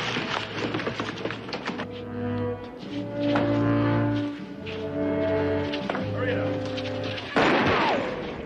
We'll have to shoot it out.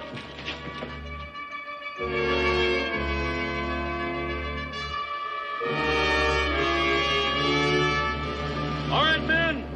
Drop them guns, or we'll blow you to kingdom come.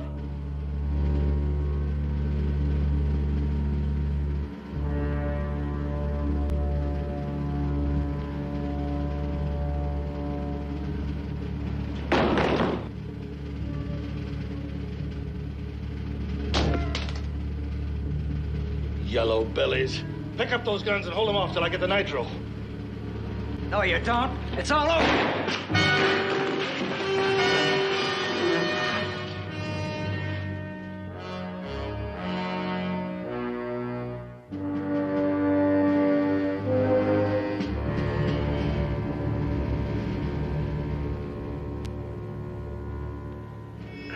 Take it easy, Sergeant. You're gonna be all right. You know better than that. Damn fool idea right from the start.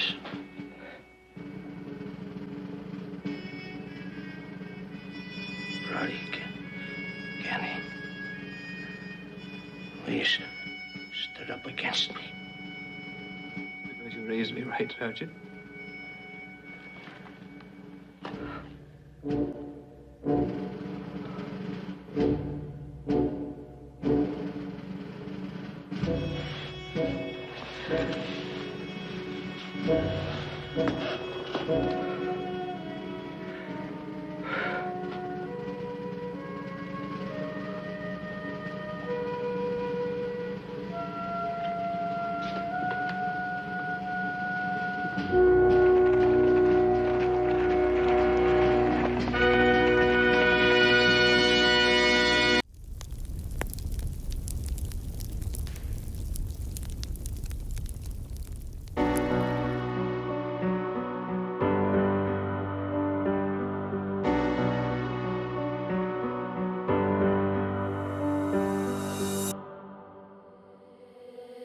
ਹੰਝੂਆਂ ਦਾ ਦਰਿਆ ਸੀ ਵਗਿਆ ਹੌਕੇ ਬਣ ਗਏ ਸਾਹਾਂ ਦੇ ਤਲੀਆਂ ਤੇ ਸੀ ਨਾਮ ਕਿਸੇ ਦਾ ਇੱਕ ਕਲੀਰੇ ਬਾਹਾਂ ਦੇ ਸਾਡੇ ਇਸ਼ਕ ਦਾ ਸੂਰਜ ਡੁੱਬਿਆ ਹਾਏ ਆਥਣ ਦੀਆਂ ਛਾਵਾਂ ਵੇਲੇ ਸੱਜਣਾ ਮੈਨੂੰ ਚੇਤੇ ਆਇਓ ਲਾਵਾਂ ਵੇਲੇ ਸੱਜਣਾ ਮੈਨੂੰ ਚੇਤੇ ਆਇਓ ਲਾਵਾਂ ਵੇਲੇ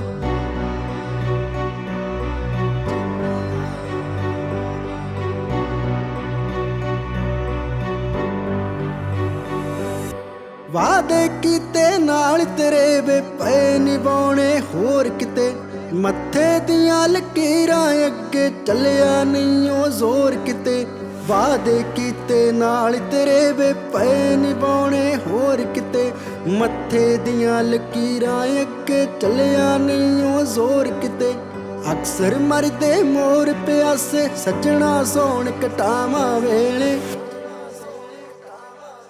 ਸੱਜਣਾ ਮੈਨੂੰ ਚੇਤੇ ਆਇਓ ਲਾਵਾਂ ਵੇਲੇ ਸੱਜਣਾ ਮੈਨੂੰ ਚੇਤੇ ਆਇਓ ਲਾਵਾਂ ਵੇਲੇ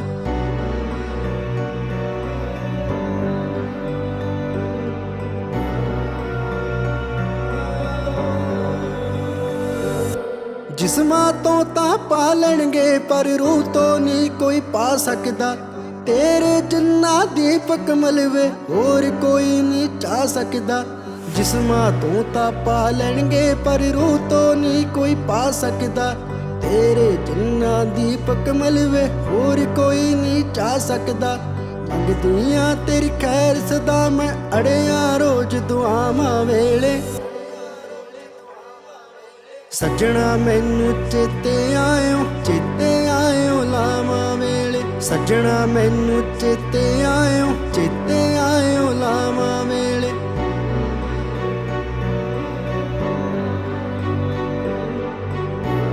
ਭੈਣੇ ਮੈਨੂੰ ਮਾਫ ਕਰੀ ਤੈਨੂੰ ਤਾਂ ਪਤਾ ਹੀ ਹੈ ਦੀਪ ਐਕਸੀਡੈਂਟ ਵਿੱਚ ਮਰ ਚੁੱਕਿਆ ਹੈ ਕੀ ਹੋਇਆ ਜੇ ਬੇੜੀ ਸਾਡੇ ਇਸ਼ਕ ਦੀ ਡੁੱਬ ਗਈ ਪਰ ਆਪਾਂ ਤਰ ਕੇ ਜ਼ਰੂਰ ਮਿਲਾਂਗੇ ਕੀ ਹੋਇਆ ਜੇ ਜਿਉਂਦੇ ਜੀ ਮਿਲ ਨਾ ਸਕੇ ਪਰ ਆਪਾਂ ਮਰ ਕੇ ਜ਼ਰੂਰ ਮਿਲਾਂਗੇ